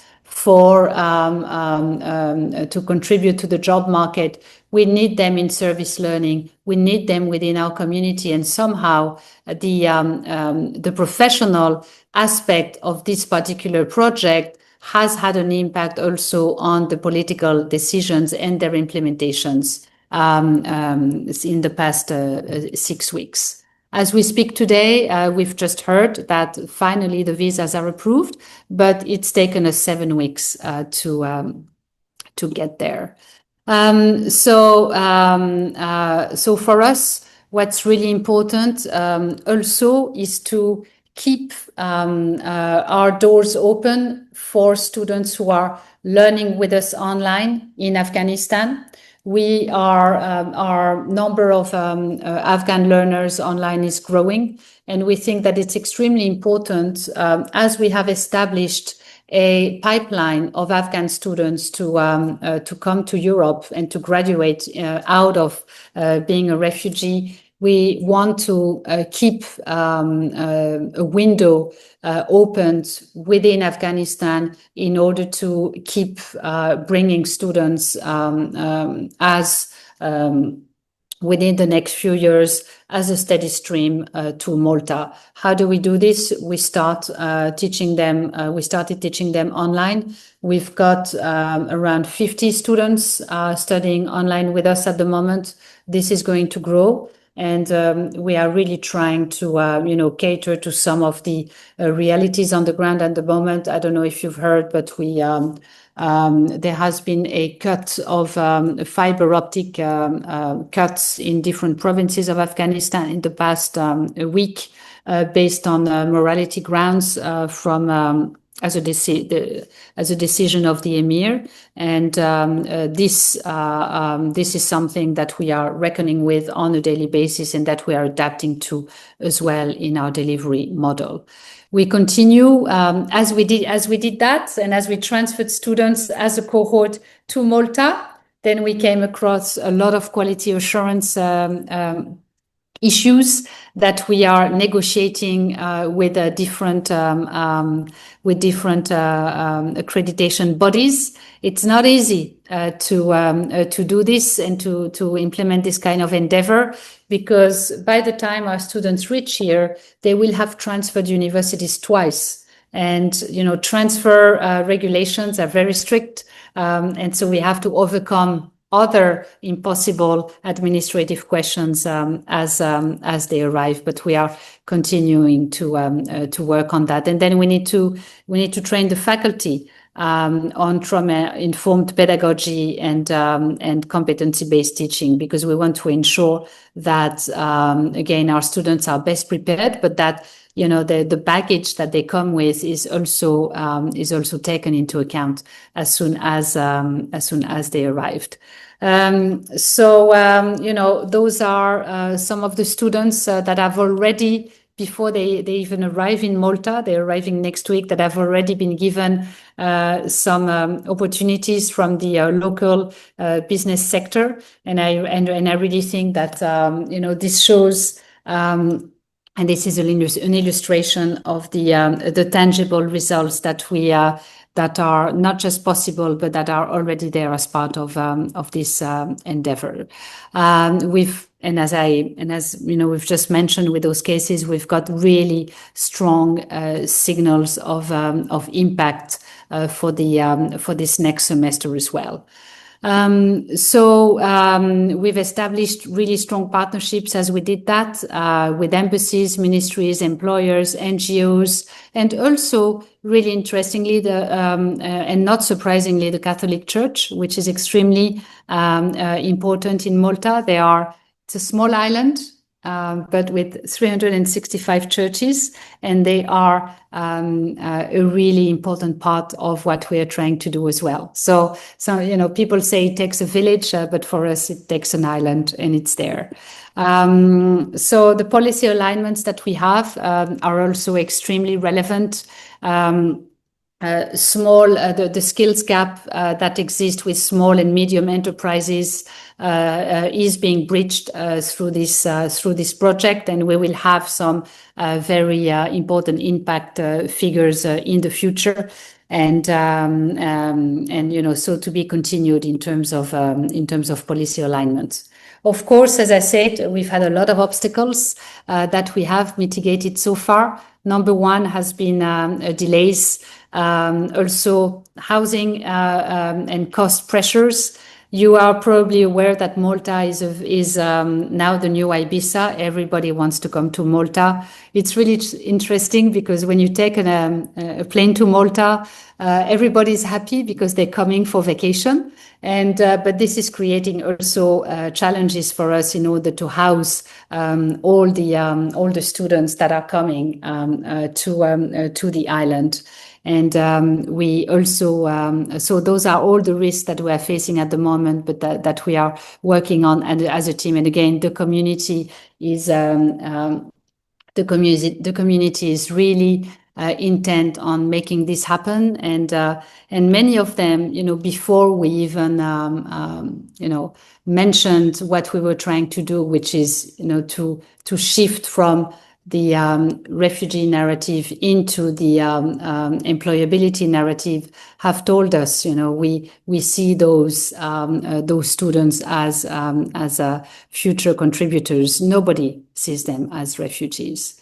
So we've had to, and here we go back to do no harm.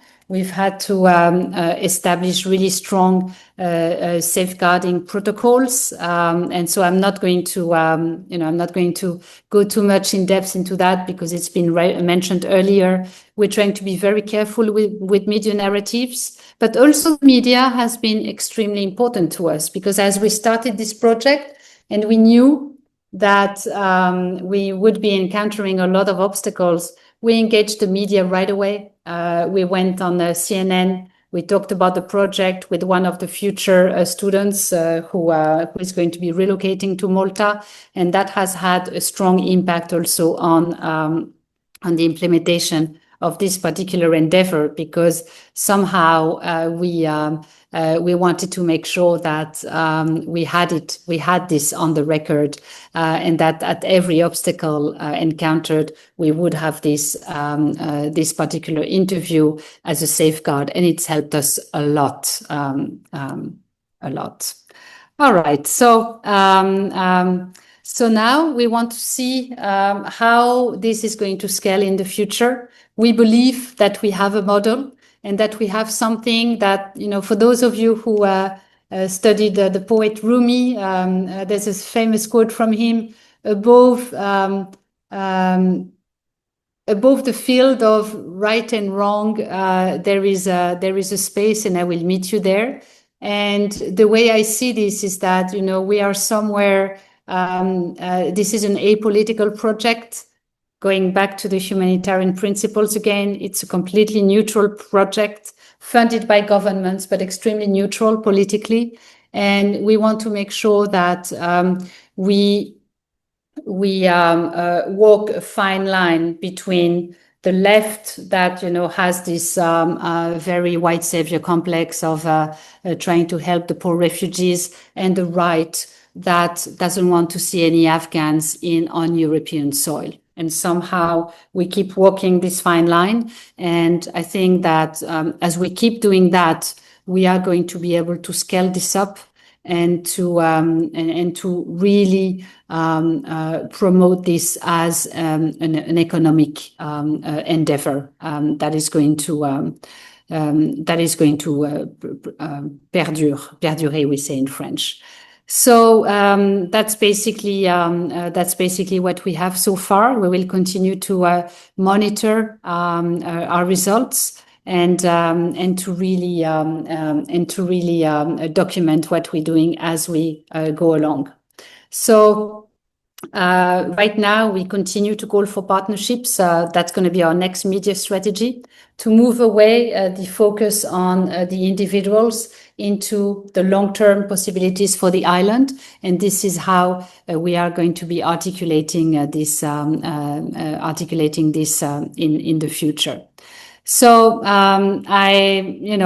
before we open the floor for probably a lot of questions or thoughts, I'd like to leave you with those 3 takeaways. The first one is that education is key to everything that we try to do after a crisis occurs, and as we are paving the way for long-term futures. That for me, displacement is also a strategy that can be utilized by governments that seek talent and that seek to develop their economy. There is nothing wrong with long-term economic development, and I think that as has been the case within our different narratives, we really want displacement to be an asset and not just a burden.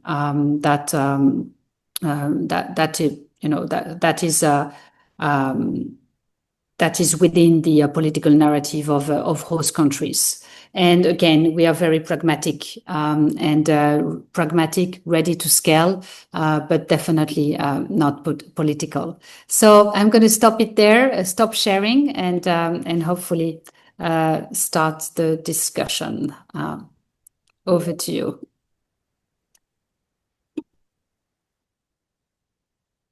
And let me see if there are any questions in the chat.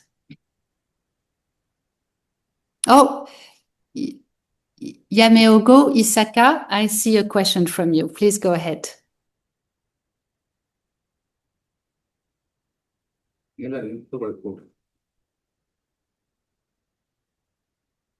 I cannot hear you. Is there any questions from audience?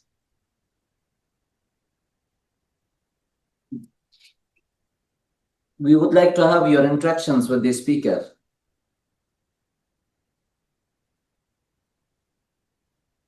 Unmute all. Please unmute all. Let us see. We have a question. Okay. Yeah. From Rusum, navigating donors' interest and strategy is very key. How do you go about it? So, for us, what has been extremely, what we have leveraged in this particular project has been the fact that our students were already outside of Afghanistan, that they had been promised a lot. All those students were supposed to go to the United States on P1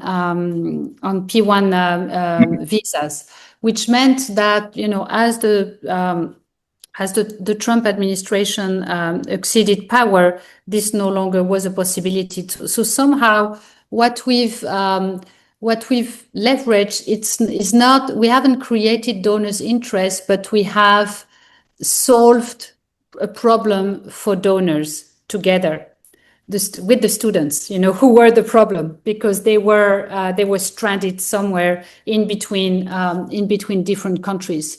In the future, as we continue to and we try to scale this, we're going to be again solving a problem, but the problem is not going to be the students. They're going to be the solution, and the problem is going to be employment or talent gaps within the job sector in Malta and other parts of Europe. So what we're doing now is starting to partner with other European countries and professional sectors to establish a database of sectors that are in tension and that need qualified workforce. The German government, the energy sector, for instance, in Germany, is actively recruiting some of those students. So the cohort that we have in Oman at the moment, so we're moving the Qatar students first, but then we have another cohort in Oman. Those ones, that cohort is going to be divided between Malta and Germany. And in Germany, they're going to be hosted by the energy sector. So again, that, you know, private education, private partnership is extremely important, and is creating this opportunity. So that's how we navigate donors' interest, by again solving a problem for them and telling them exactly how we can implement that. Now, there's another question. What are best practices for evaluating the impact of educational interventions on poverty reduction and conflict prevention? So that's a good question. I don't really, I haven't really looked into this yet. This is definitely something that we're going to be needing for, you know, to make a case for future iterations of this project. And I think for me, it's not just going to be unemployment figures. It's also going to be the employment rates of our graduates, and the rate also of persistence within this particular country. We will see who finds employment right away, who finds employment when they're still a senior student, and then how long they stay in Malta and where they move after that, and do they find employment within their sector, etc. What we also want to look into is the opportunities for remote work for women who are still based in Afghanistan and who are studying with us, especially in fields such as cybersecurity, data science, and fields that are also providing more economic opportunities for them. And Sharif, thank you so much for your kind words, and we will scale this up. And I really hope this is the beginning of an amazing project for everyone in Afghanistan. And I really want to stress that we are standing shoulder to shoulder, and we're not forgetting. And as far as Afghanistan is concerned, and women are concerned, to me, they are at the ground zero of something really bad that's happening for humanity, gender apartheid. It is being codified under international law at the moment. It is going to become much more than a crime against humanity. It's going to be something specific. And there are a lot of interlocutors working on this at the moment. And I think that by helping Afghan women through this gender apartheid, we are going to be setting the grounds for to prevent future such occurrences. So this is basically helping the whole world. Well, that's what I'm trying to say. By helping women, Afghan women right now facing this issue, we are helping the whole world. Thank you so much. Professor, can I ask my question now? Please go ahead. Okay, thank you so much. My question is about what, excuse me, I'm French speaking from Burkina Faso, so my English is not so perfect. What basic resilience strategy would you advise to a local association who have very limited funds and the resources that they could have from, other NGOs are now very short, just because of the political orientation of the leaders? We are here in Burkina Faso in Sahel region, and as you know, many of the projects, who were finishing didn't, relaunch another project to continue the activity in some areas because it is sometimes difficulty of access. And now for a local school or a local NGO who is working, has not really found what resilience strategy can you advise, if possible? Basic, really, resilience strategy. Thank you. Thank you. So if I understood your question well, you have been also impacted in Burkina Faso by the cuts, and you're asking about resilience strategies locally. Is that correct? Yes, not myself, but the student I'm helping are encountering this problem that I'm trying to help them. Okay, so I think from the number one factor that has allowed us to find solutions tailored specifically to what we've encountered because of those funding cuts has been listening to our students and to who were our beneficiaries.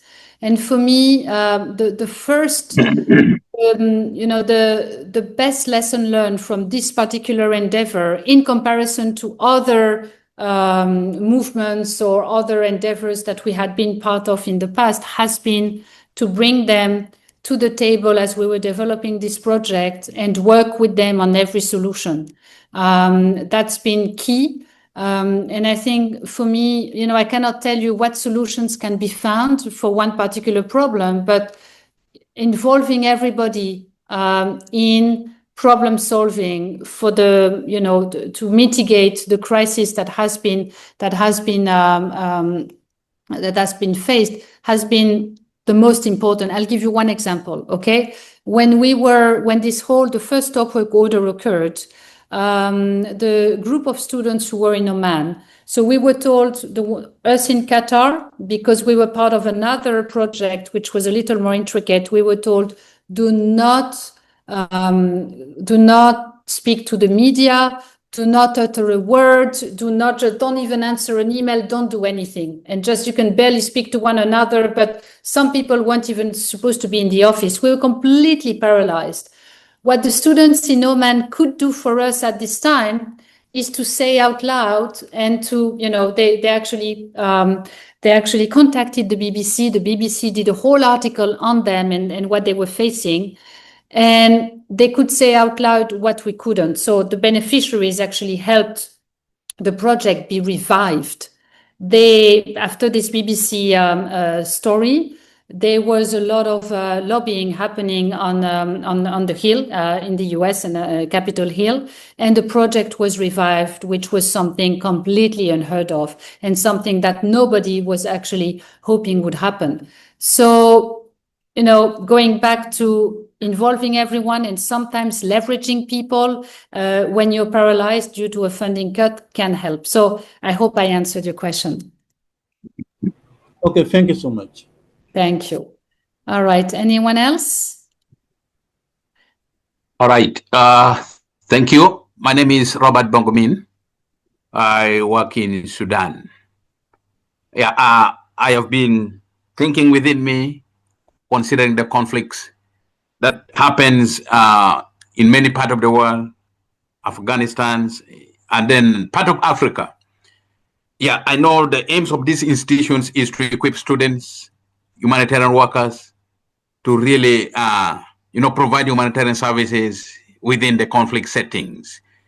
Is there a way possibly the institutions possibly influence and, as they teach students, so that this student becomes advocates for peace, possibly instead of, a lot of disagreement through firearms, armed conflict, and many others. I don't know how to put it, but I was thinking at the strategic level or higher level, the warring parties. Is there any way, the advocates, I know it is happening, but can it be done possibly in a more serious way in terms of talking to the warring parties at the strategic level? Because there's so many armed conflict happenings all over the world. Yeah, for example, Sudan, where I am, and many others.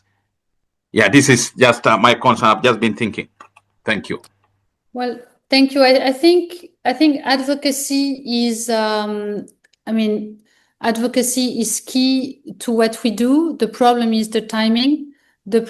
So advocacy as a skill, I think, is a cornerstone element of what we do as humanitarian workers and what we can develop within our student population and also within, and then going back to the previous question,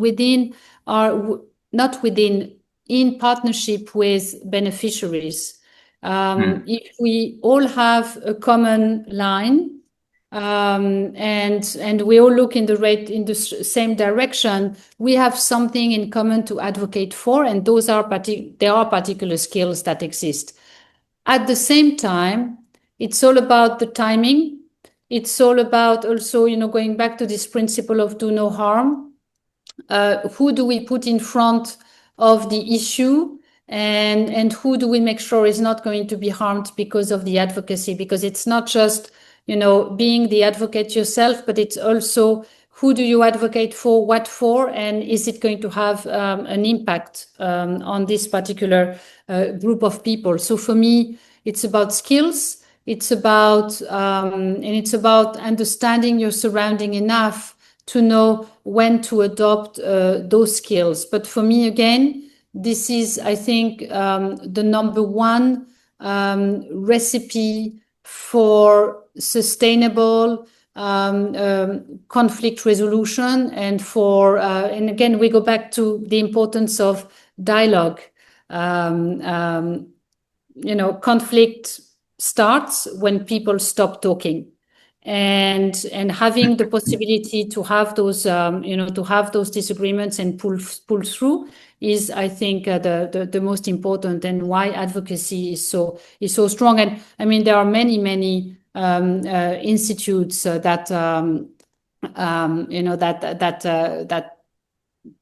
that teach those skills, and I think that from what I've seen within our own student body, going back to this particular project, sometimes they very often they have been at the forefront of those endeavors, and they have even taught us how to advocate from their own perspectives. I hope I answered your question. Yeah, you answered. Thank you very much. Yeah, I have asked this question because I was just imagining many things happens in the world, and these are things that could be solved through dialogue other than the bloodsheds. The people who would be doing it, but possibly the capacity when it starts from the grassroots, and then maybe it's this kind of meetings when possibly in future there are some people who play some roles within the governments of these places where there are conflicts. If they're invited, whether online meeting and this kind of thing, don't you think that could be the beginning? You are invited and all that, this kind of just talking, and then possibly it starts from there, and somebody would be asked, why must you shed blood? What are the issues that cannot be solved without? Maybe I'm just thinking. Thank you. No, absolutely. Thank you. You're on the right path. Anyone else? Yes, I'm chemist Joel. I'm from South Sudan, and I have two questions. And one is in the aspect of people or students who are not able to continue because they didn't have access to formal education.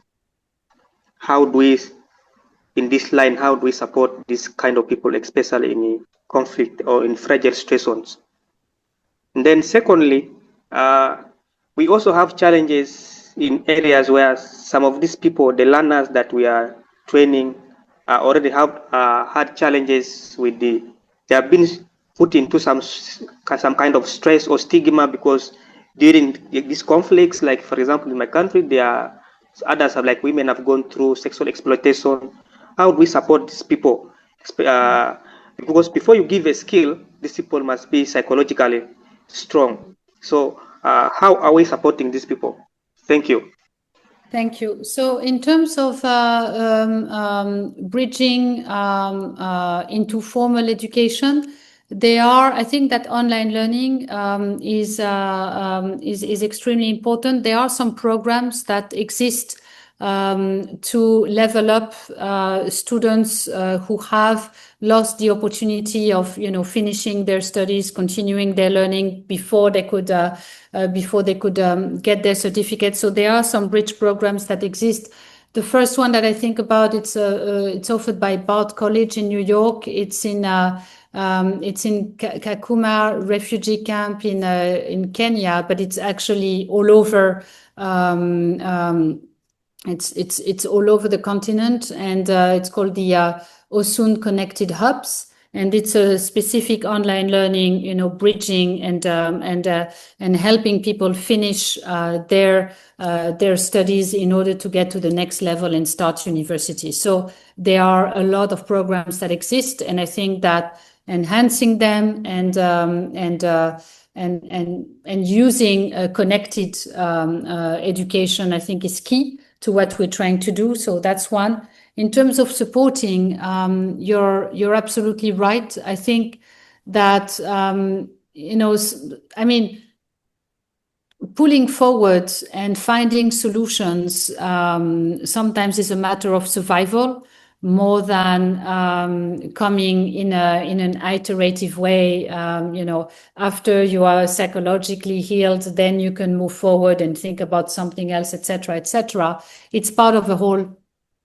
Survival is means that you're going to pull forward and try to latch onto an opportunity, and then think about healing yourself later.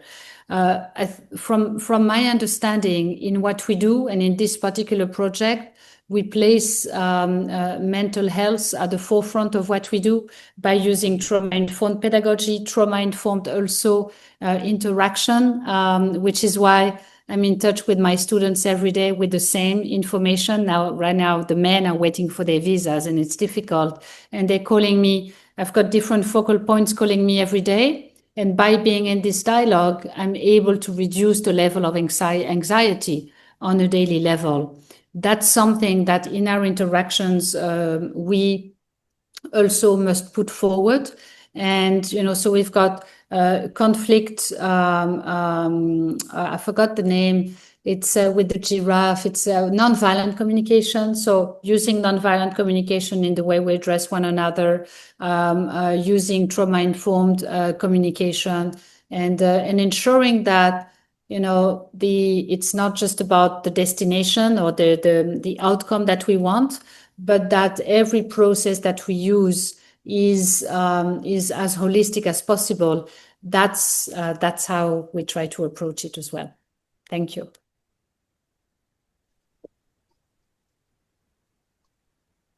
Thank you. So, is there any other question? Shall we move ahead?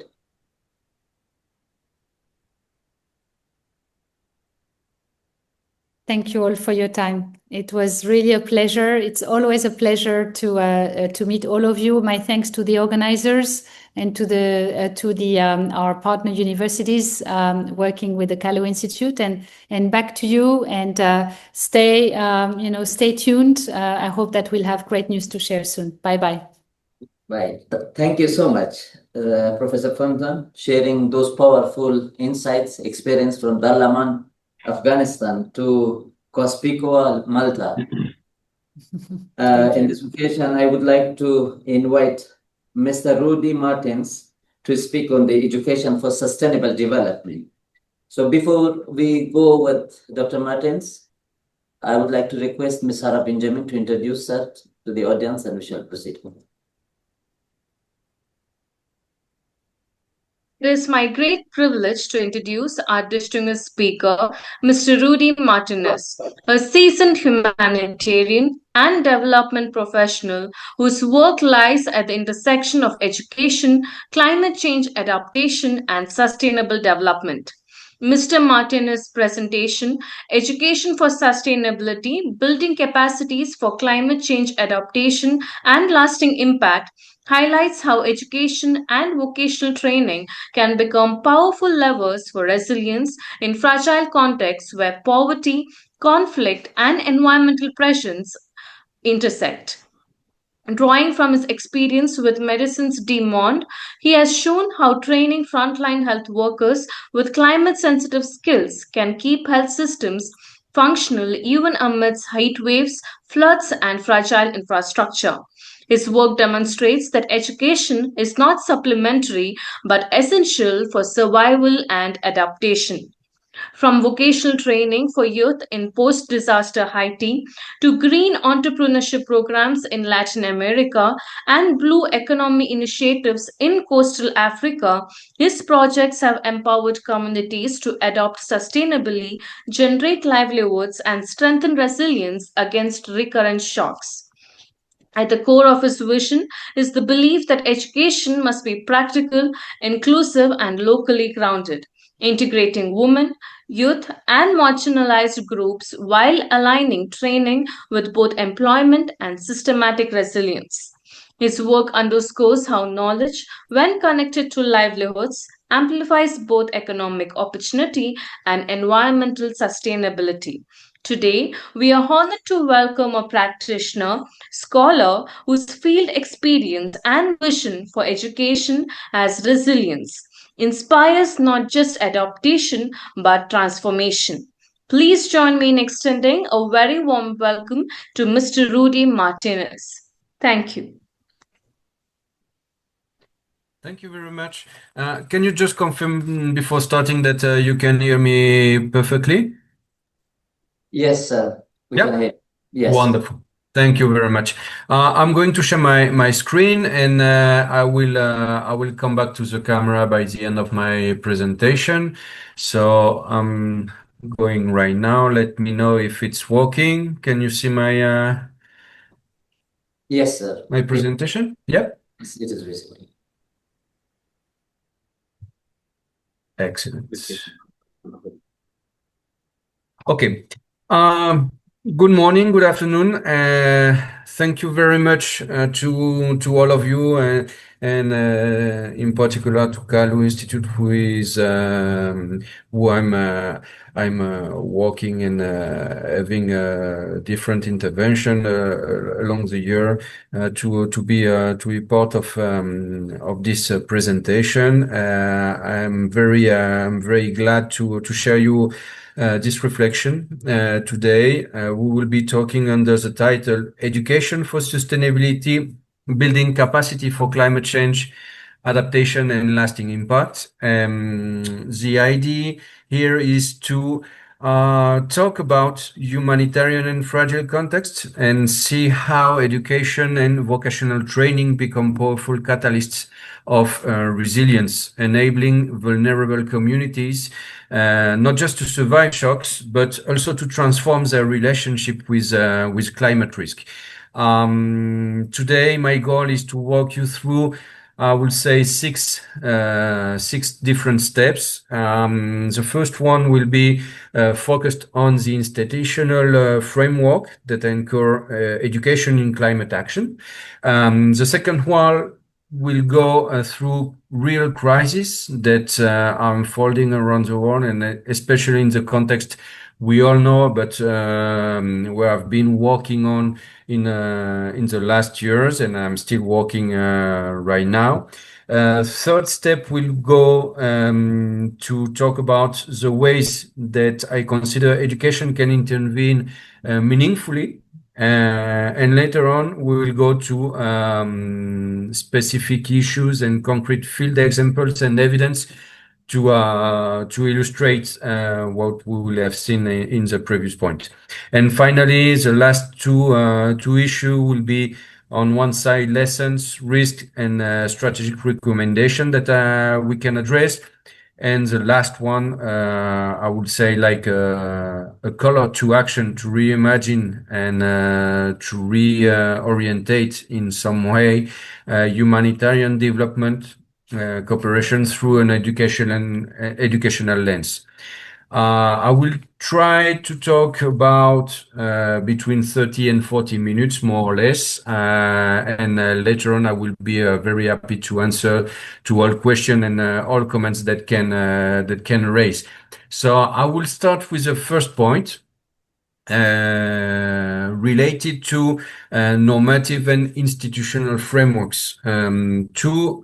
To root our reflection today, I would like to start connecting to key documents or key concepts that elevate education into the climate agenda. And for me, the first one cannot be other than the Action for Climate Empowerment and through UNFCCC, and mainly Article 12 of the Paris Agreement that says that parties should take measures to enhance climate change education, training, public awareness, and participation. And for me, this is what today, and mainly for this presentation, what is embodied in Action for Climate Empowerment. I understand that ACE frames education and related elements as essential for long-term climate literacy, planning, and agency, and not simply awareness. The second one I would like to highlight is linked to UNESCO and climate change education. In UNESCO's Climate Change Education for Sustainable Development initiative, emphasized that education must help in a specific way and concretely to reinforce the scientific, mitigation, and adaptation capacities of countries and communities that are most vulnerable to the effects of climate change. In fact, if we go to UNESCO report in 2021, they measured how the 100 countries are integrating climate change topics into curricula and teacher training, a sign that many systems are starting already to take these issues seriously. I hope so that in the future it will be the same, but let's say that slowly there is a movement that shows that we are going this way. Also in the UNESCO IADB brief, Education and Climate Change and How to Develop Skills for Climate Action at School Age, they note that climate change places new demands on education systems. In fact, they identify the following challenges, including how ready students are to cope with climate change, the level of resilience of education systems, and climate sustainability strategy in the provision of education services.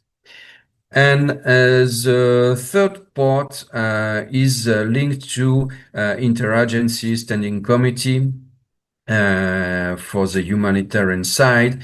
And in the key messages on the climate crisis, they insist that the climate crisis is also a humanitarian crisis. And I think this is breaking a lot of way to understand what we are talking about when we talk about climate change and their impacts.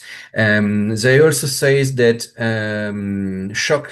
shocks threaten the lives, health, livelihoods, and well-being of people around the world. Also saying that climate change compounds existing vulnerabilities, undermining development gains that can threaten achievement of the Sustainable Development Goals. These messages, for me, are pushing humanitarian actors to see climate not as an external or a separate issue, but as an integral to their mission of protection and resilience. And finally, and obviously, I will not be able to close this first part of the presentation on global framework, not talking about SDGs themselves, and in particular SDG number 13, that in its target 13.3 explicitly includes the following: improve education, awareness raising, and human and institutional capacity on climate change mitigation, adaptation, impact reduction, and early warning.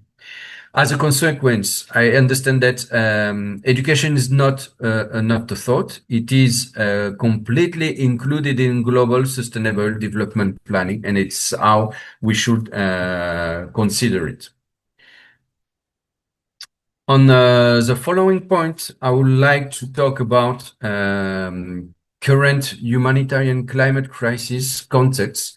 Some of them I've been working the like 2-3 years. Some of them are still of reality and news today. So let's try to turn from theory to reality. How climate and environmental change are intensifying humanitarian crisis on one side, and in particular in geographies familiar to our work. I will talk about 5 different specific places: Haiti, South Sudan.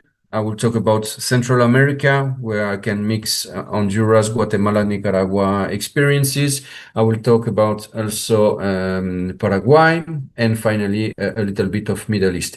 In the case of Haiti, I would say that extreme storms and hurricanes are becoming more frequent and intense. For example, after recent hurricanes, schools have been destroyed or flooded, cutting months of instruction. In the case of South Sudan, increased variability in rainfall, flooding, and desertification in parts of the country have disrupted agriculture, exacerbated food insecurity, and triggered internal displacement. This is for South Sudan, but also you will certainly recognize some issues that are touching a lot of more countries that you all know. In the case of Central America, recurrent hurricanes, prolonged droughts, like in the dry corridor, for example, and flooding lead to crop failures, migration, and school dropout. In my case also, and through my experience in Paraguay, I've seen how flood events and irregular rainfall patterns affect rural farming communities who reduce livelihoods, school schedules, and infrastructures suffer disruption from time to time. And finally, in the case of Middle East, I would say that water stress, desertification, and extreme heat undermine rural livelihoods. Refugee camps and informal settlements are especially fragile environmentally, and that's why I included it here, because I think it's also very of a present issue that we have to think about when we are looking at the Middle East right now. In these settings, education systems are vulnerable on two different fronts, I would say. From one side, infrastructure is damaged, teacher absenteeism rises, and displacements interrupts schooling. But also the communities that host displaced people face their own climate stress.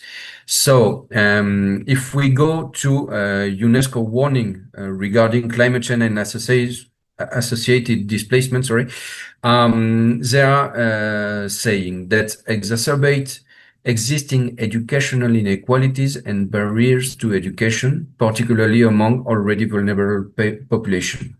In fact, the UNESCO Global Education Monitoring Report flagged that children in some regions may lose up to 1.5 years of schooling due to extreme heat and school closures. Also, a systematic review on hazard-induced school disruption also finds that multi-hazard events often disrupt school operation, damage infrastructure, and lead to dropout, especially in low resources contexts. These dynamics by the end show that climate change is not abstract. It's deeply structural to how education and human development more broadly gets impaired in crisis context. So if we go and move on the role of education and capacity building, here we'll go through different issues. I will start with education as resilience infrastructure. And given those realities we've seen, how can education and training intervene strategically? This is one of the questions that we should try to answer. What are the mechanisms and pathways by which education for sustainability can become a lever for adaptation? So thinking about education as resilience infrastructure, I would say that rather than seeing education as a service disrupted by climate influence, we can try to see it as resilience infrastructure, a platform that allow us to build capacities, to build social cohesion, to work on local knowledge and adaptive mindsets. And I will say that three specific points are key in this area. The first one is that curricula that integrate climate risk are key element. I mean, we need to understand local hazards. We need to understand them in order to be able to build and to design the proper and correct adaptation strategies. On the other side, and the second point is that we need teachers to be trained in climate awareness, in inclusion, and anticipatory planning to also be able to respond to these climate risks. And finally, we need to build and to be able to build a community school links in order that make sure that schools are safe spaces, that we have early warning systems that can help us to detect the problems, and to use this link between community and school in order to make schools as knowledge hubs to work on. When we go to vocational and technical training oriented to adaptation, I will say that, in particularly in fragile and humanitarian settings, I will say that vocational training can focus on sectors that are climate relevant. And I've decided to illustrate with 4 of them, which are not the only one, but I would say that maybe based on my experience, the most important. The first one is sustainable agriculture and agroecology, thinking about drought resilient crops and water conservation. The second one is linked to energy, and in particular to renewable energy, to off-grid solar and energy efficiency, and especially in remote settlement or displaced communities. On the third point, I will talk about water management, sanitation, and ecosystem restoration. As I understand that there is a very important role on the local adaptation with these issues. And finally, I will talk about initiatives linked to green economy or blue economy, depending on the place we are talking about. And linked to that, for example, I'm thinking about fisheries in when we are talking about blue economy, or sustainable forestry when we are talking about green economy initiatives. Such training can link directly with income generation, which means jobs, and simultaneously reduce vulnerability. So this is why I believe that vocational and technical training are clearly oriented to adaptation. When we come to talk about inclusion, equity, gender, and marginalized group, I will say that it's essential, and I can't imagine talking about an intervention without doing it this way, but it is essential to take into account women, youth, indigenous groups, persons with disabilities, in order to make them part of the intervention, but also to take into account one of the key elements for me when we are talking about this approach, that these groups are in general and often disproportionately affected by the climate change impacts, and it's still usual to see them very underrepresented in the training and the decision-making systems. So that's why I believe it's key at this stage to see how we have to include women, youth, indigenous groups, and also persons with disabilities in the whole process when we are working together to talk about training and education. In fact, for me, education must adopt a gender-responsive and inclusive pedagogy and ensure that access for marginalized groups are ensured. For example, we can argue that quality climate change education is gender empowering, is intersectional, and is also transdisciplinary. When we come to system resilience and institutional capacity, I will say that education systems themselves must transform and must become more resilient.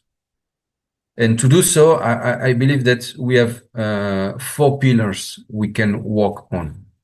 First one is the climate proofing infrastructures, food-proof classrooms, safe shelters, and so on. Another one is contingency planning, modular schedules, remote learning backups, and so on. The third one is linked to maintenance, and I would say budgeting properly the maintenance, the recovery and adaptation to these impacts. And finally, I will say, and I will talk about collaboration at a cross-sectoral level. And I'm thinking about education, disaster risk reduction, environment, and certainly other sectors. Related to knowledge feedback loops and local innovation, I will say that also education should not be one way. Systems must empt feedback loops, and that's why I believe that communities share local climate change knowledge that is key to understand what is happening and key to understand and to be able to design properly the response. On the other side, the students and the teachers co-produce adaptation solution or can co-produce adaptation solution that are properly designed and referred to the realities they know firsthand. And finally, data and monitoring inform curricular evolution. In this way, education becomes not just a transmission of knowledge, but a site of innovation and co-creation in adaptation. You've seen that I'm talking about adaptation mainly because I believe this is a place where we have to be more active in this kind of context. It's not the only one, but I believe that this is where we have to focus specifically. So let's try to illustrate with some concrete cases from the regions I've mentioned before to understand better what we can do or what is already done and starting to be built by the different actors. And I will start with Haiti. I've been working there for a long time, and I will say that we cannot ignore that after major hurricanes, education partners have supported school in a box and modular classroom, but some NGO went further, offering technical courses in renewable energy installation, or for example, on climate resilient masonry, which are solutions that are coming from the place where we have a big impact, but also designed and co-created, as we were mentioning before. This help youth gain local green skills on one side, but also on the other side, this is contributing to reconstruction after the disaster. So I believe that it's quite a good example to see how we are able to mix reconstruction and gaining skills at local level. In Central America, for example, and here I'm talking and I'm thinking mainly in Honduras, Guatemala, Nicaragua. In the dry corridor, we've seen that NGO have supported agroforestry training, drought-tolerant seed selection, and also water capture techniques. Some of these programs link youth to microloan or to cooperative, and allowing this to connect training to tangible economic options. And I think here we have an important and a different approach to the response that we are addressing. In the first one, we are trying to give skills. And in the second one, even if we are talking about the skills, we are also talking about the economic option that are being possible through these interventions. In South Sudan, for example, or in Paraguay, I will talk about water harvesting, climate resilient crops, environmental modules in technical schools, and so on. For example, in South Sudan, in localized projects, we've seen that how vocational training in water harvesting or borehole maintenance or climate resilient crop practices have been piloted. These efforts showed how we can help displaced youth integrate into livelihood networks, which is not a trivial question. And also the challenges remaining are scaling, sustaining, and linking to local markets. I will come back to this point later on when we'll be concluding about the pilot programs. On Paraguay, for example, we've seen how some rural development actors have integrated environmental education modules into technical schools, combining agronomy, water management, and local ecosystem restoration. And these efforts aim to empower youth as agents of local resilience and land care, which is for me also a key point to make sure that youth is being part of the solution and is from now and from the very beginning included as an actor and a key actor in order to talk about resilience and adaptation. And finally, if we go to Middle East, I would like to share with you some reflection and some experience in semi-arid or water-stressed zones.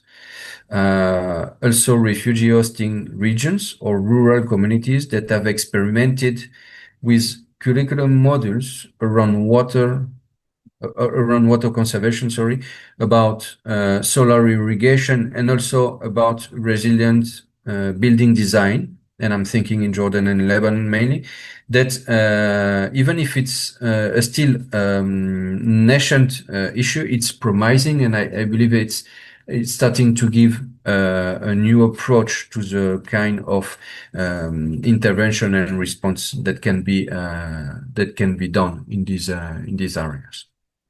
So if we go to the lessons across these field cases, I will start maybe with the first one linked to the localization. Localization matters, means that adaptation curricula must be contextually relevant.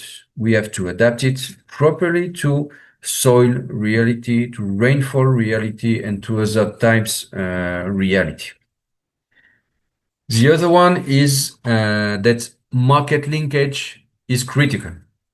Skills training are fine, but if we are doing that without a link to jobs or to micro-enterprise weakens outcomes later on, because we are just doing part of the process. Skills are okay, but we have to link them properly to jobs or to micro-enterprise to make sure that it's going to be sustainable and it's making sense.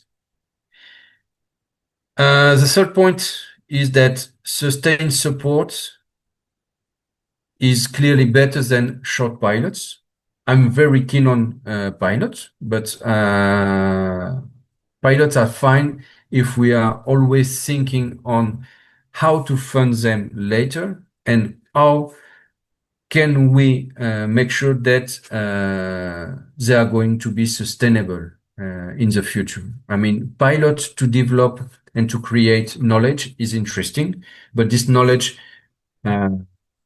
is not enough. In our case, and in this context, we are talking about people, we are talking about day-to-day lives, and we need to, furthermore, the knowledge, we need to make sure that what we are piloting is going to be adjusted, but is going to be sustainable later on.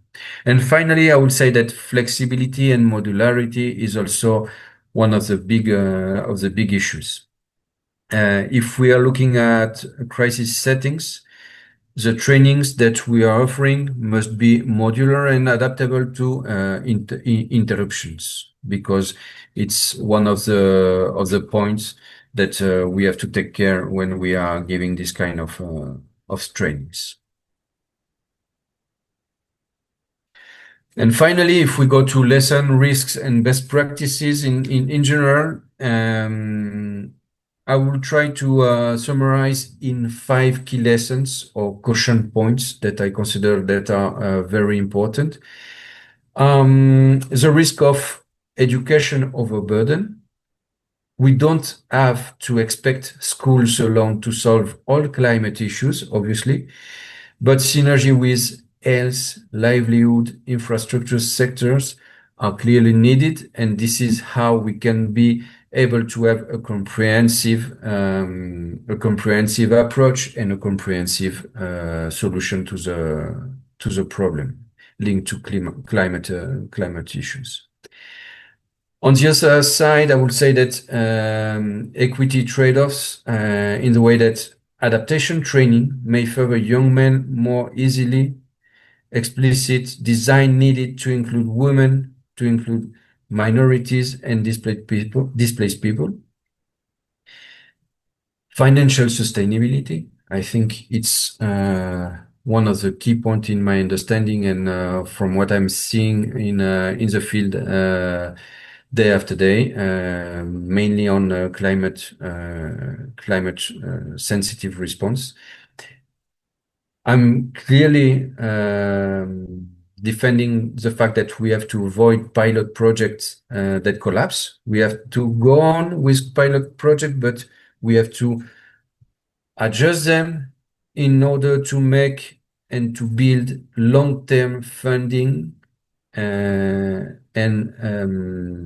long-term sustainable projects, which is sometimes a bit difficult because we are talking about climate change issues, which are happening on a long timeline, let's say.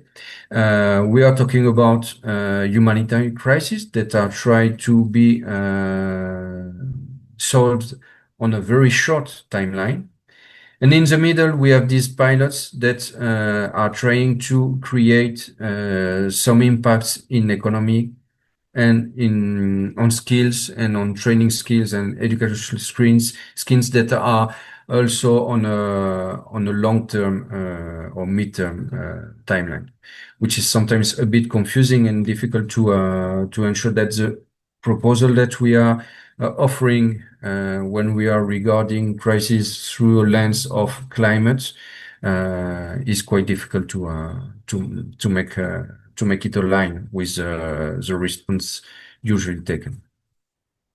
We have to avoid greenwashing, and it's not interesting to have a curriculum which is labeled as climate and that's it, because so many curriculum labeled as climate are not robust, and we need to have a curriculum which is of quality, which is with scientific grounding, and where local relevance matter. I mean that we have to make sure that we have enough information on the local reality to make sure that what we are building in the curriculum is answering to a real approach and the reality of the people that we are going to train.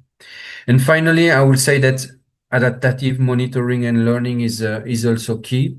We have to track what works to allow us iteration. And I know it's not always easy to convince the donors in this way, and to integrate community feedback also in the work we are dealing with, to make sure that we are using a user experience or user experience feedback to make sure that our solutions are the correct one and well aligned with the reality and the needs of the people.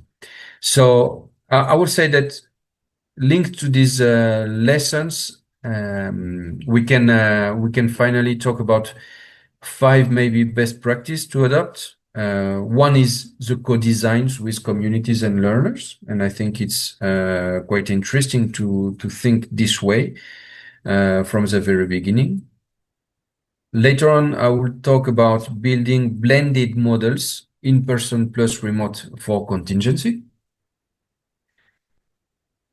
The third one, I will say, is to make sure that gender inclusion and conflict sensitivity are taken into account from the very start of our response.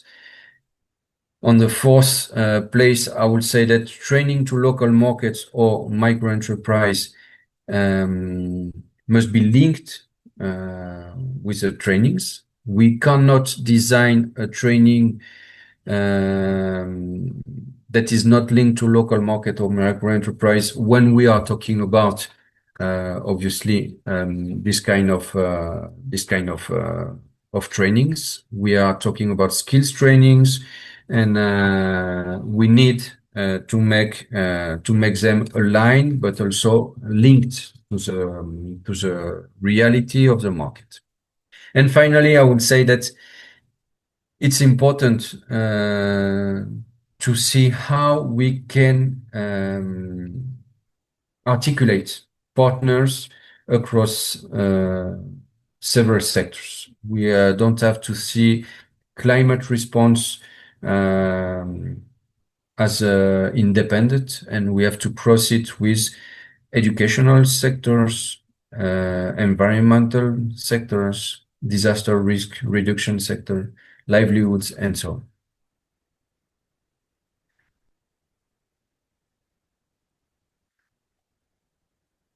So, as a conclusion and call to action, I would say that we started with our title saying education for sustainability, building capacity for climate change, adaptation, and lasting impact.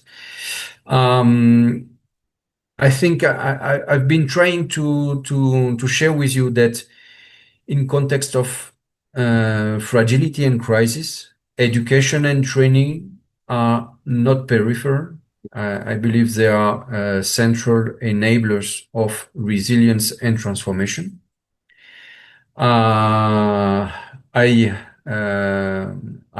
invite you to rethink how we can structure cooperation, humanitarian programming, and development in the climate era.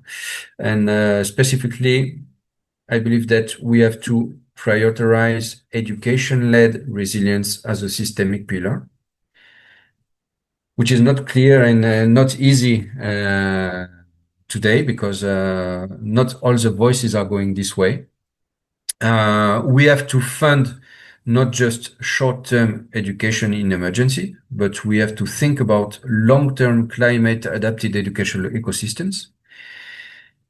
We have to ensure that education policy, climate policy, humanitarian action, and development strategy are integrated all together. And we have to think about elevate and empower women leaders in education and climate, recognizing that their voices and agency are indispensable. So to close, I would say that I wanted to close with this quote I like very much. Education does not change the world. Education changes people, and people are the one that change the world. I'm sure that this conviction rings all the more true when we frame education as a tool, not just for incremental change, but for sustaining human life amid climate challenges. So I think it's a good, I hope for you also, it's a good quote for me to close here. I'm coming back to my camera, and I will be happy to answer any question you have, and I hope the presentation was interesting. Right. Is there any questions from the audience?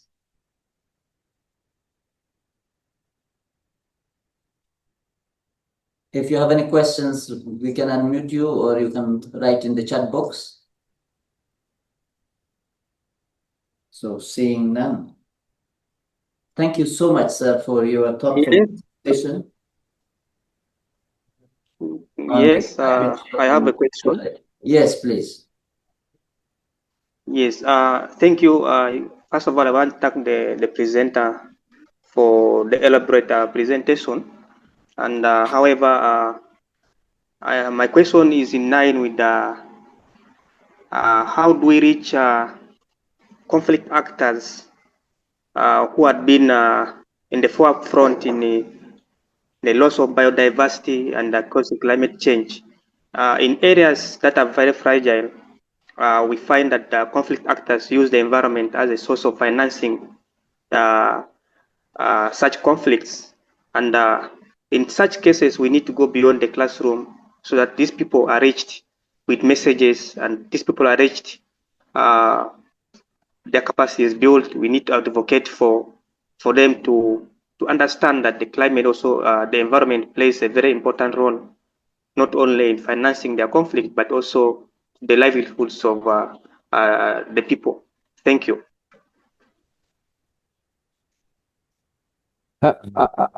I will try to answer to your question, saying that my opinion is that as I was trying also to explain during the presentation, when we are talking about climate change responses, I will say that we need to be to cross with a lot of factors, a lot of partners.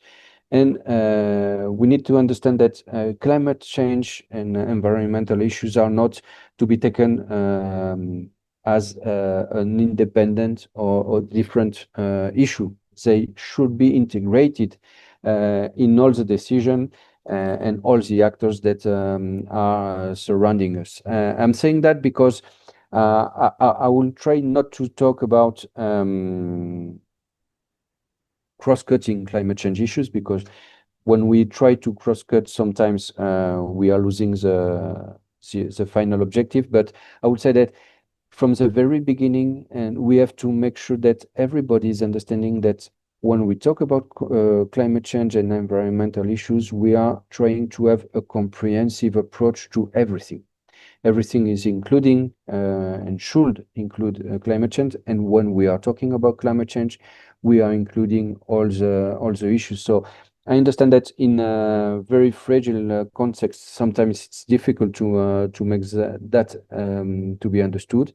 And that's why I believe that we have to go very step by step and to make sure that the messages and the concepts are well understood.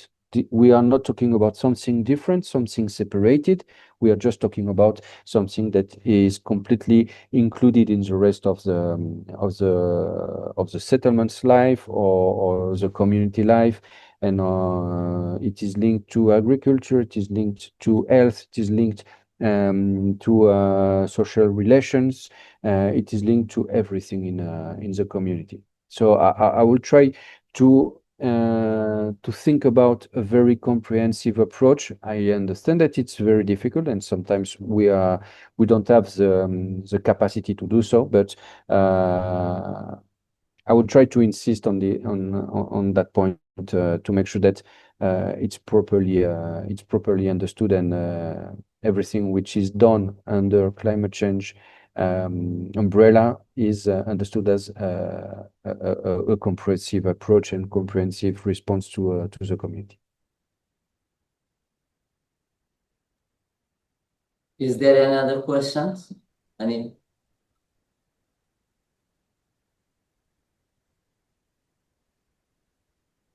Right.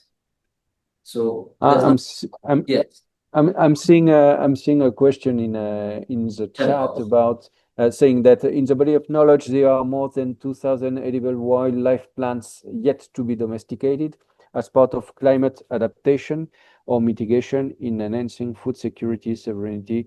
What should be the way to go? It's interesting because most of the time,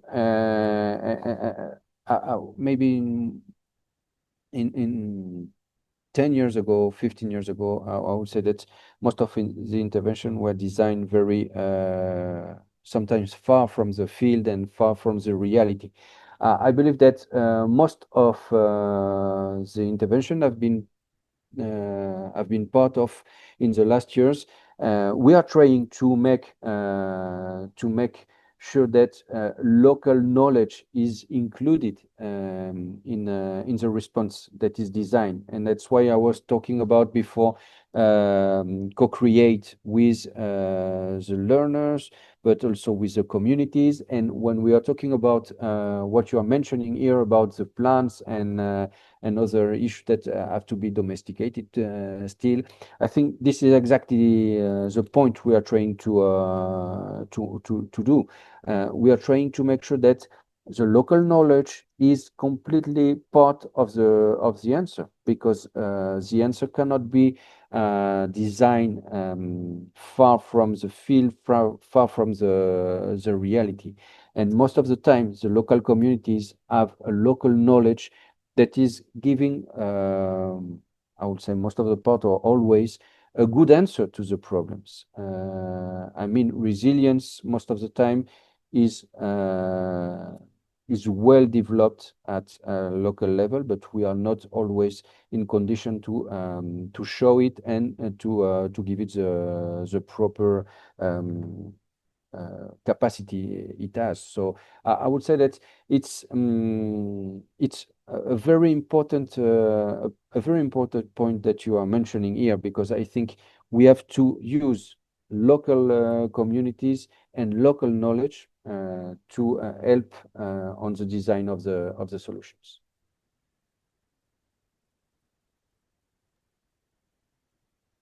Right. Thank you so much, sir, for your thoughtful presentation and your comprehensive analysis on the climate change and adoption in the conflict states, fragile conflict states. So it is a customary to extend the word of gratitude to those who made this event possible. Now, I would like to request Ms. Sarah Benjamin to propose the word of thanks, and we shall conclude today's program.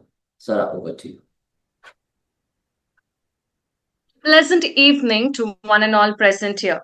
As we come to the close of the technical session 2 of our international conference on the role of educational institutions as catalysts addressing poverty and mitigating conflict in fragile states, it is my privilege to deliver the vote of thanks.